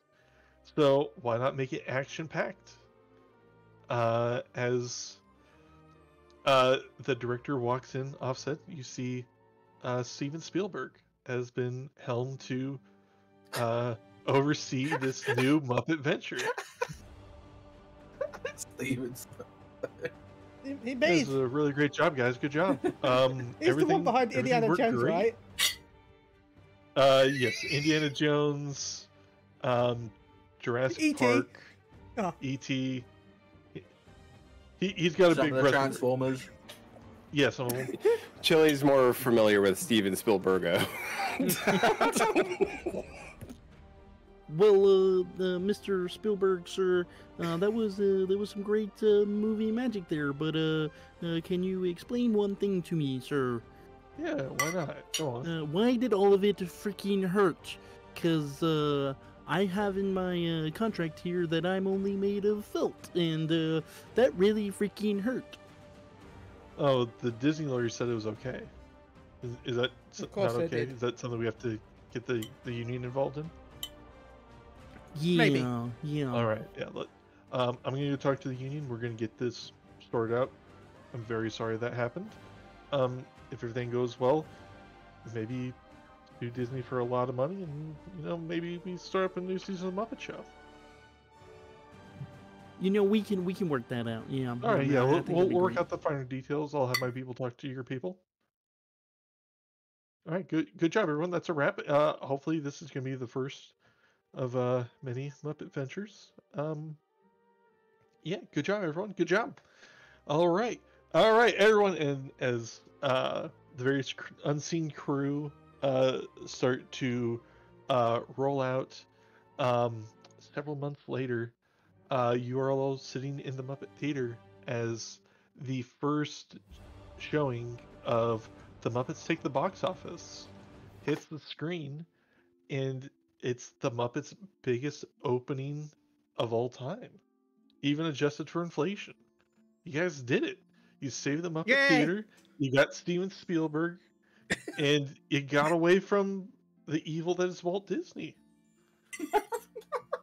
We did it. And you made a hell of a movie. Yeah. Muppets are back on top. Garbage sad, though. else. We did super great. Garbages. I was We really did worried- it. was really worried we were gonna get Michael Bay there for a minute, but Oh, good job, no, Gonzo. He tried. Wasn't gonna happen. Gonzo's looking around to say, I wish I'd known that was the final enemy for the act, because I was saving the ability to summon a giant chicken as to fight the final boss, but I guess maybe next for the sequel. Are we greenlit for a sequel? Who knows? With the biggest opening ever, I would assume there would have to be a sequel. Yeah. We're going to enter the Muppets multiverse at this point. Yeah. The Muppet verse. I heard James Gunn is lined up to decorate to direct. We're going to DC, everyone. Let's go. I hope everyone gets voiced Do by we think Chris we Pratt. could get Chris Pratt to voice the Yeah, okay. the next Yeah. Muppet character? Yeah. We'll see. And with that, we're going to call this one shot a wrap. Thank you, everyone, for playing. Thank you, everyone, for watching. This was a lot of fun to do, run, plan. I always love playing with Muppets. It's so much fun with how wacky and zany you can get it. And just thank you, everyone. Yeah, man, was a this lot of was Yeah, thank you. this was a heck of That a was lot great. of fun. Thank you to our DM for setting us up. Yes. Everyone, round of applause. Thank you, round of applause. Healzu. Go on, Thank you, You're Healzu. very welcome. Woo! I'm happy to do it. Yeah, that was really fun and super not out of left field, but like it was zany in the way that Muppets Oh. should be zany. and Yeah. this was really good. This was well done, man. Hats Thank off to you. you. Yeah, thank you. I enjoyed every minute of it. I wasn't sure what happened, but I enjoyed it.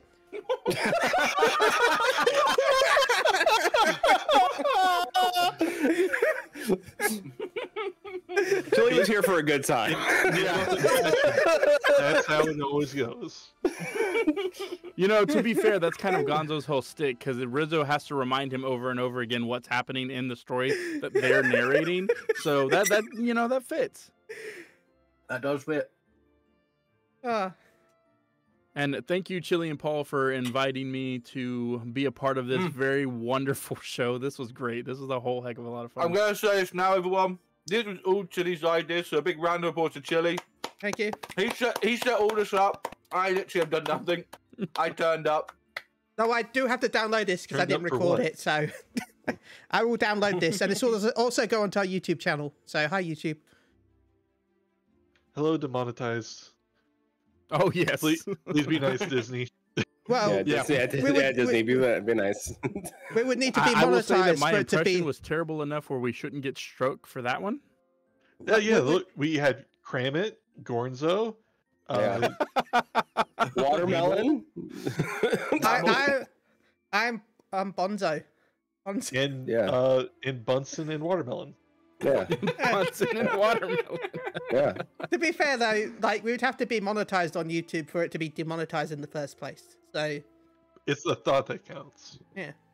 Mm. But we did get 2 subscribers tonight, so thank you again to Talent and thank you to Wobsy for the subscriptions. You're very welcome. But no, seriously, thank you, Healzu, for hosting this. I was hoping to do something special for Christmas, as we normally do something unique for Christmas, from either just doing like a weird quiz show to doing a dating simulator. And I thought we all had fun with our sessions this year, so it would be pretty cool to do like a Christmas DM one-off Yeah. special. It's always nice to have a one shot in the back. I might have a couple more coming down the line, but yeah, this would be something I'd like to do again. Yeah, same. Awesome.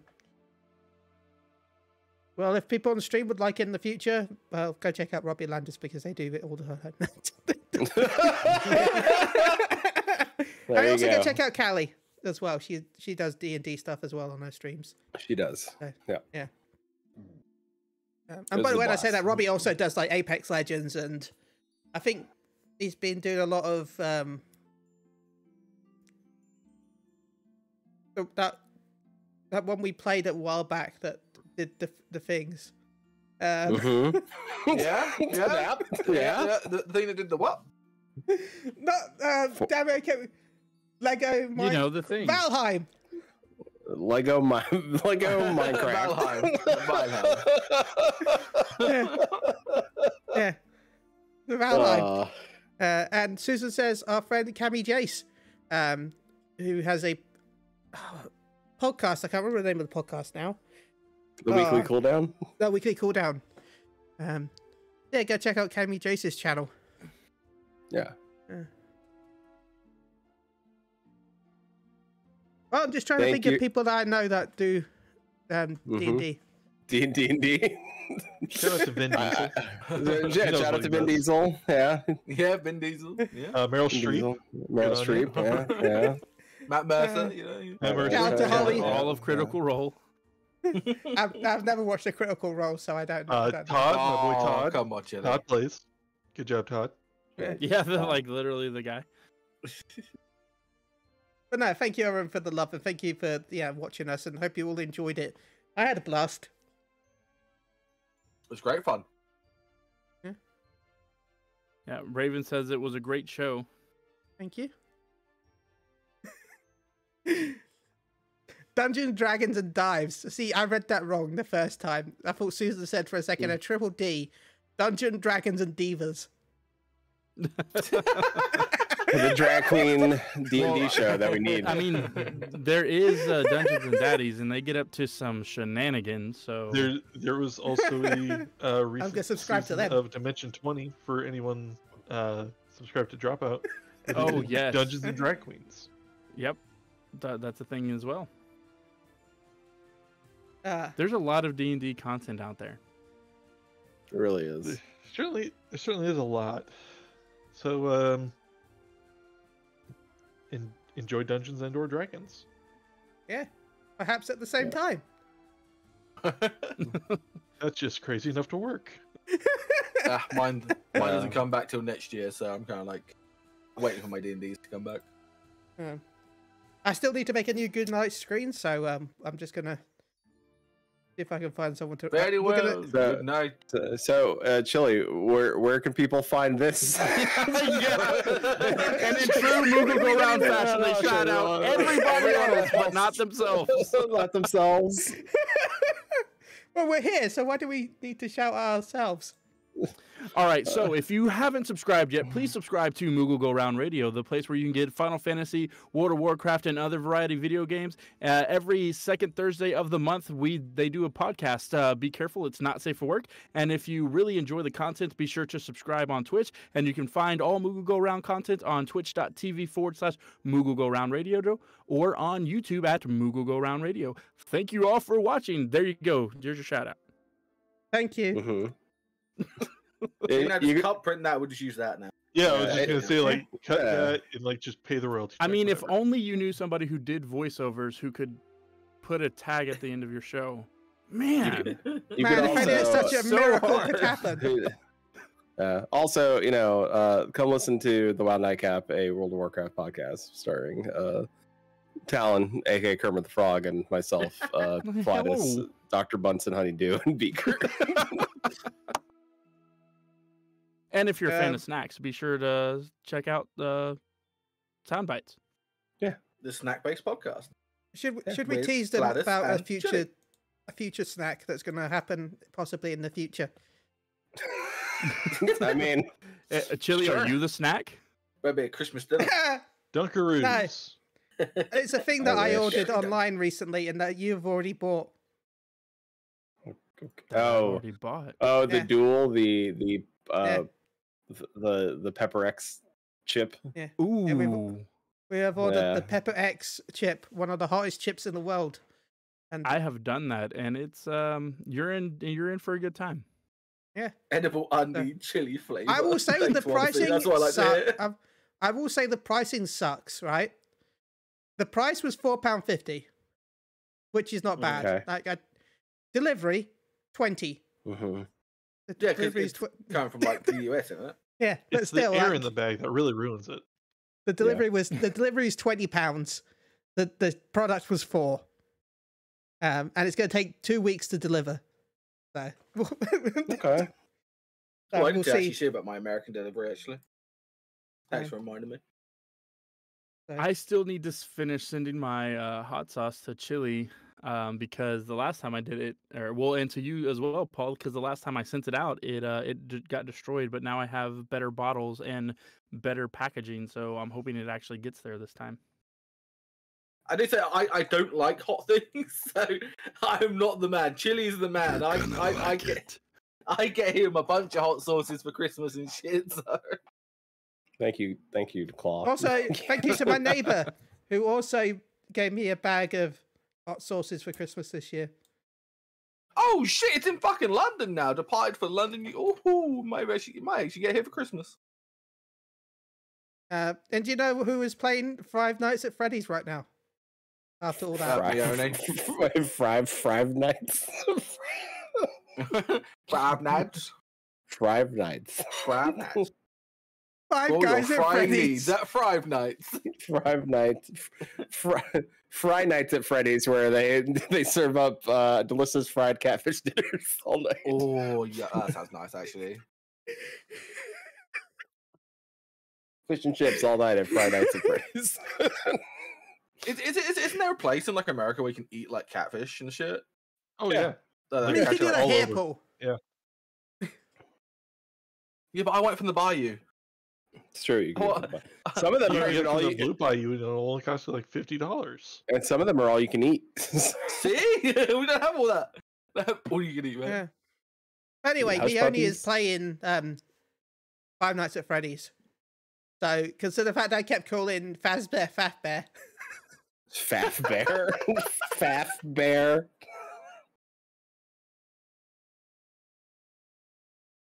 He's close enough, I guess. Close enough, it can be that.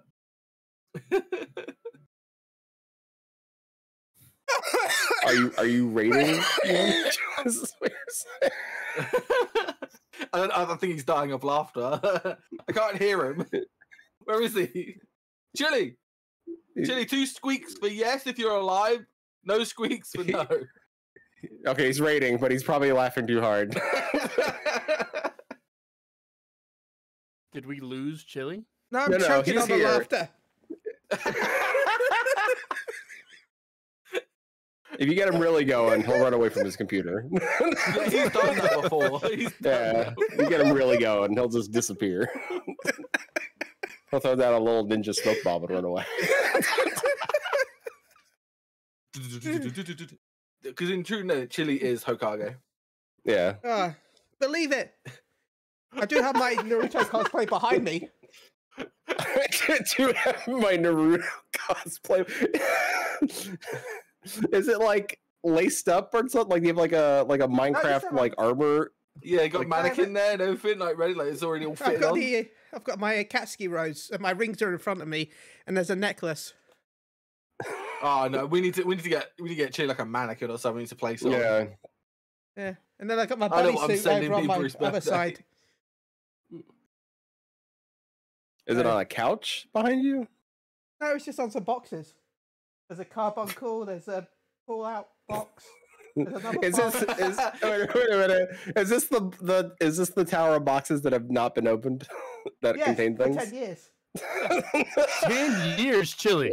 Right, goodbye, ladies and gentlemen. We are rating. Bye, everybody. Goodbye.